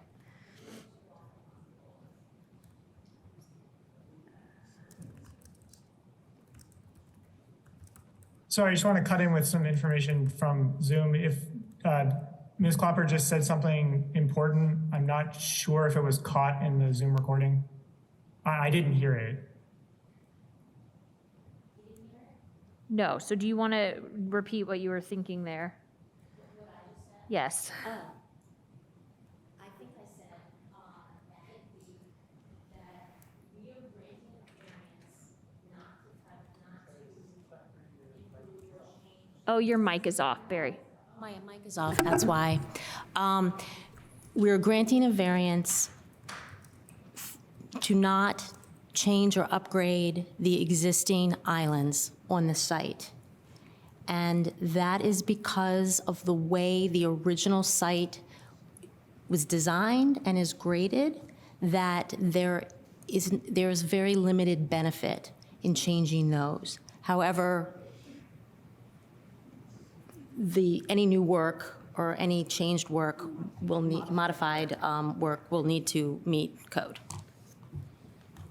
That makes sense, thank you. Okay? Okay. So, can we vote? Or do we want to? Okay, so just to wanna read this clarify, again? yes, Okay. to read the motion, and then we'll vote. If this is what you, yeah. Okay. So, do you want to go ahead and read the motion? Sure. I motion to approve the variance to allow the 3 driveway entrances to remain based on the findings of fact presented by Mr. Carmen with condition number 1 listed below. Approval of the variance related to the width of the northern driveway only with condition 1 listed below based on the findings of fact presented by Mr. Carmen. We deny the variance requested related to the width of the two southern driveways based on the findings of fact in the staff report.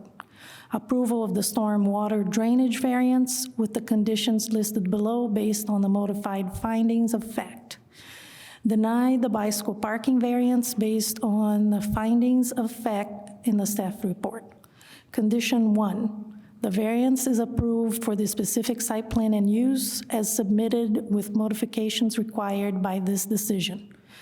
Number 2, existing islands that are not being modified do not have to meet the stormwater requirements in the UDO. Number 3, any new and modified islands must meet the stormwater requirements in the UDO.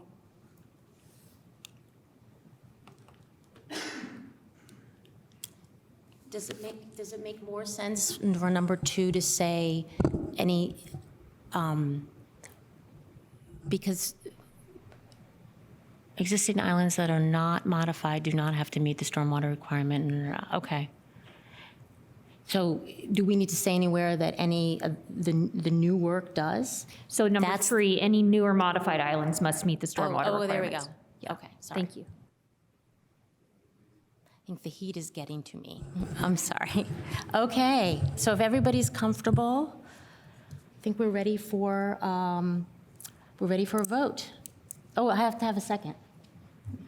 I second. Okay, great. Yes. Yes. Farrell. Yes. Okay. Thank you. Thank you. Good luck. We look forward to seeing you all soon. Happy holiday. Take care. Thank you. Bye-bye, thanks. We're going to take a 2-minute, bye-bye, everyone. Good night. 2-minute recess.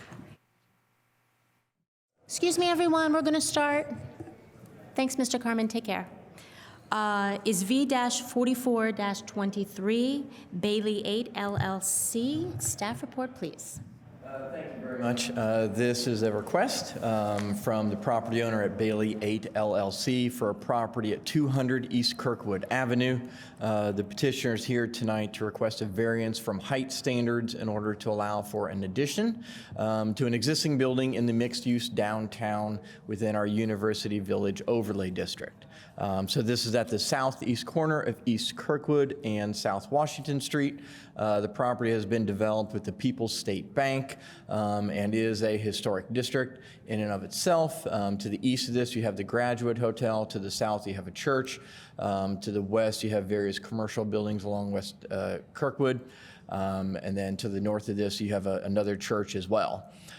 So as I mentioned, the property has been developed with People's State Bank. It is a historic building, historic structure, and the petitioners are looking to redevelop the site, preserving the bank, and doing an addition to the upper floor and then along to the back of the building as well. So the Board of Zoning Appeals did hear a similar petition to this last year from the same petitioner to use the building for an apartment building. However, they have reanalyzed their approach and desire for the building and the property and are instead looking to develop it with a hotel. So they have come forward with a slightly similar project and building design, but would be adding a 5th floor to the building. So the previous variance that was approved here was also from a height standard variance. The petitioner was utilizing the sustainable development incentives as part of that petition. However, with this petition, they would be utilizing the affordable housing incentives, which do allow for 2 more floors, not to exceed 12 feet each floor, so 24 feet in total. However, the existing building, the People's State Bank building, the existing 2 floors, the ground floors are 15 feet each, which makes it very difficult in order to do a construction, to do an addition to the building, and utilize those much higher than typical floor-to-ceiling heights, and stay within the allowable height of the district. So within the district, 3 stories, not to exceed 40 feet is the height limit. With the incentives, they're allowed 2 stories, an additional 22 feet for each of those. which would allow for a 62-foot tall building. However, as I mentioned, with the 15-foot tall ceilings, that makes it a lot taller. So they are able to stay within the 5-story limitation that is allowed, but as I mentioned, with these existing floor-to-ceiling heights, it pushes the height of the building up to 71 feet 4 inches. In the staff report, I noted that the height of the building was 69 feet 8 inches. However, that was not taking into account, I guess, about 1 foot and 4 inches of grade change for the average median grade on the site. So it was incorrectly stated in the staff report. The actual height of the building is 71 feet 4 inches. So the petitioner has shown, several exhibits that are in the packet. And again, on this slide here, on the right side of the screen, you can see how a typical building would be designed, with your 11 or 12 foot floor-to-ceiling heights within each floor, and you could easily accomplish a 5-story building and stay within the 62 feet that's allowed. However, the existing floor-to-ceiling heights of the existing building does create the practical difficulty that is peculiar to the property that does not allow them to meet the zoning code height limitations. So real quickly, we can just kind of step through the elevations. The petitioner has stepped back this upper 5th story to meet the step back requirements. You can see on this particular rendering the Graduate Hotel that is just on the left side of the screen to the east of this building, so it would not be taller than the adjacent structure in that regard. So they have submitted various renderings with this proposal. They are proposing a drop-off area along Washington Street that is not being reviewed with this petition. That requires a separate change to Title 15 that the petitioners will be seeking separately. So you are not reviewing any changes to the site plan or any variances related to any of the site plan details. Only the height of the building is being heard with this request. So with that, as I mentioned, we did find practical difficulty and peculiar conditions on the site in the location or the height of the existing floors and the height of the existing building. It is a historic building. The petitioner has worked with the Historic Preservation Commission on a certificate of appropriateness, which they did receive. And analyze, how the building relates to the adjacent buildings, as well as this building, and it was found to be compatible. And so with that, we did make positive findings for all 3 of the criteria and are recommending approval of this variance request with the 4 conditions that are listed in staff's report, and I'm happy to answer any questions. Petitioner, could you please step to the lectern?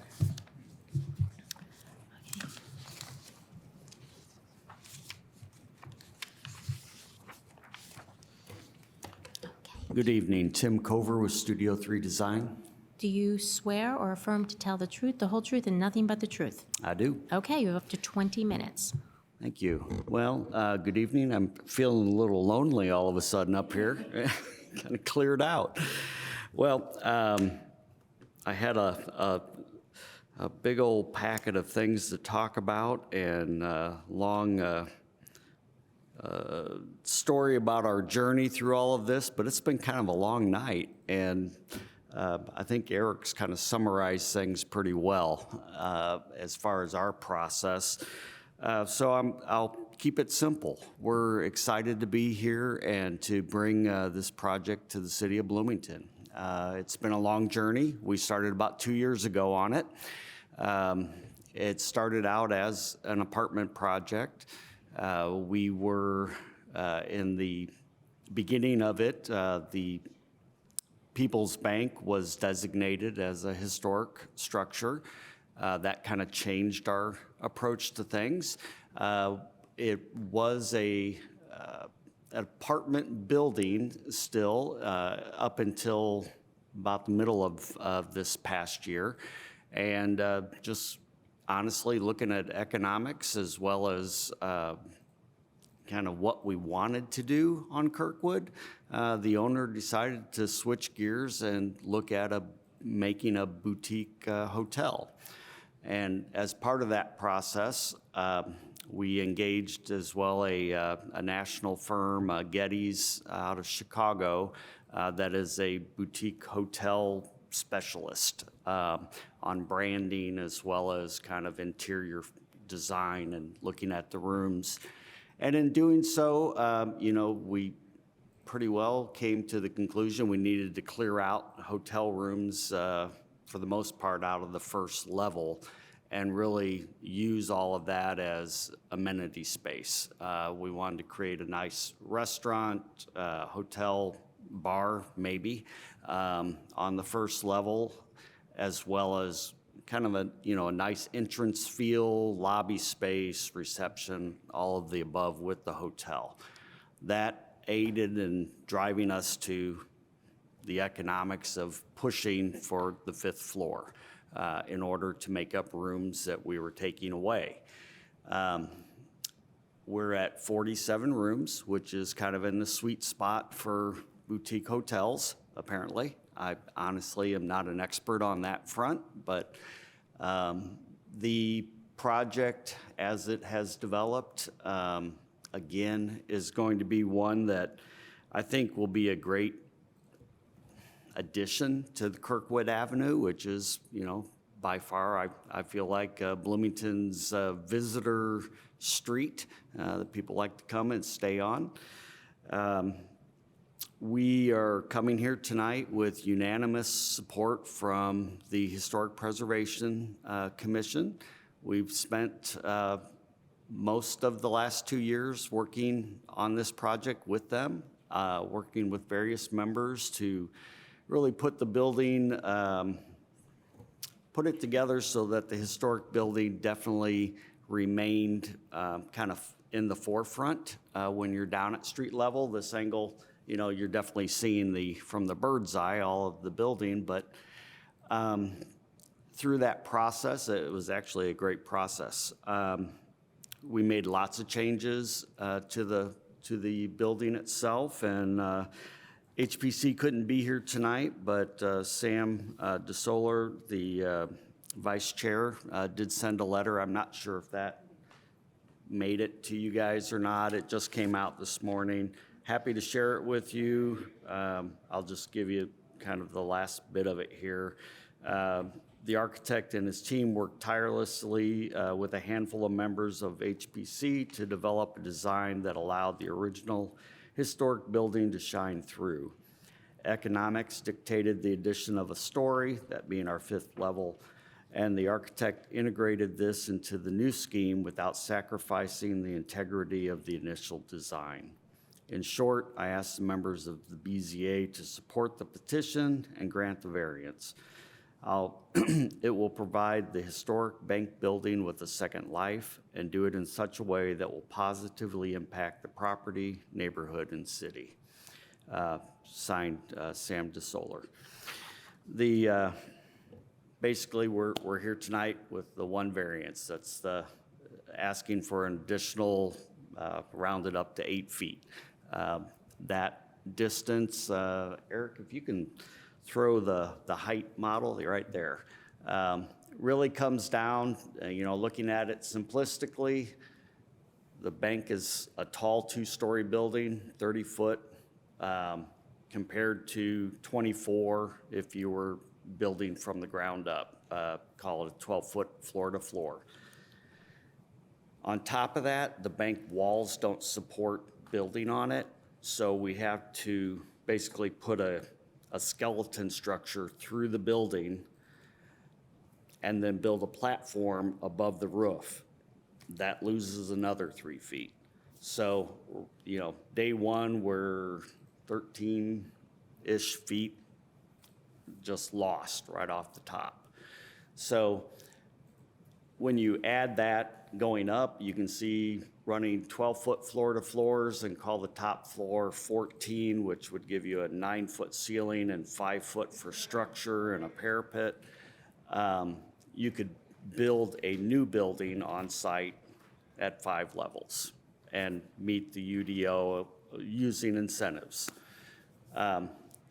We're running that same logic going up. We're at basically 71'4" when you add the median as far as the grade change. So basically, I'd just like to ask for your support so that we can get this one underway and kind of conclude this part of our journey on the design. So thank you. Thank you. Okay, we are to the board for questions of the petitioner or staff. I have a question for Eric, I think. Condition number 2 says petitioner must submit the required linkage study for the use of the affordable housing incentives. Is this a mixed use? Like, is it a hotel and apartments, or? No, so the linkage study is a section of the UDO that allows for non-residential projects to still qualify for the affordable housing incentives. So they have to submit a financial linkage study stating that, there is a need for affordable housing in the community. This project will, increase the need for that housing, and then a compensation method number of what would be required to offset that. So when is that done in the process? So that's part of our site plan approval. So they're working on that now. They've been working on that for quite some time. So, that's something that we'll make sure gets done as part of the staff level site plan approval. And out of curiosity, have we had many of these? No, so this is the first one that we've done for a non-residential. Okay. Everybody that's utilized the affordable housing incentives has been a residential project. Right. So that's been a lot easier. So this is the first one that we've done for a non-residential Okay. project. I think that's why I was confused. I was like, why is that in there? Okay. How tall is the hotel to the east? I think it was, I couldn't find it.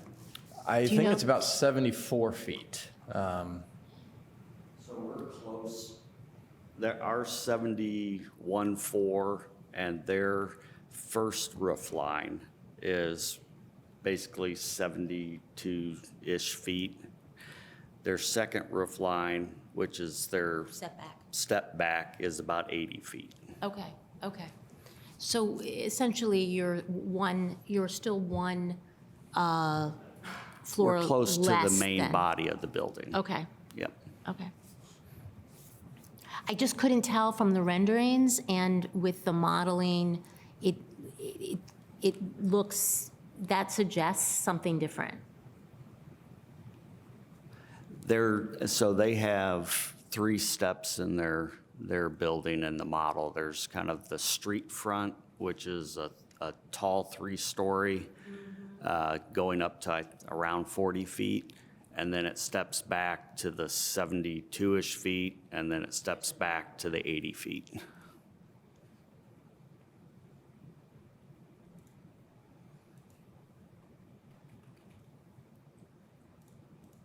Well, I know it was very, well, I'm not going to make comments, sorry. Any other questions? No, it's pretty self-explanatory. Okay. So we are to the public for any comments on this petition. This is the opportunity. There's no one here in chambers. Is there anybody? I'll speak for the public. We love it. Is there somebody? Oh, it looks like there are a couple people on Zoom. Okay, wonderful. Sorry. What? Comment, please raise your virtual hand. It's okay. The heat is doing weird things to us tonight. Okay, so is there anyone who would like to speak to this petition? Okay, so then we are back to the petitioner for any additional comments. Just appreciate you hearing this request, and like I said, we're excited to hopefully move forward with it. Great, great. We are back to the board for action. Yes. I motion to approve V-44, wait, do I have the right one? -23. Yes, 44-23, with the following conditions. The approval is to be submitted building elevations and hotel use as proposed only. Number 2, petitioner must submit the required linkage study for the use of the affordable housing incentives. Number 3, site plan and grading permit approval are required prior to any site disturbance. And number 4, any proposed changes to the existing on-street parking must be approved through changes to Title 15 and are not approved with this variance petition. Second. Okay. I want to comment that I know that it was very controversial when that first hotel was built and those additional stories were granted. And I think that this project, while it's coming close to that height, the way it steps back and stacks really differently, I think the experience on the street is going to feel less, less pronounced. So I think, we have a large hotel that's there. It's nice to have a second and kind of build that momentum and opportunity for people to stay so close to IU and to the square. So I'm very happy to vote for this tonight. I know it's been a long road. Okay, we ready? Anybody else have any comments? No. Okay, vote please. Burrell, Yes. Farrell, Yes. Clapper. Yes. Okay, the variance is approved. Good luck. Thanks. Thank you. You too.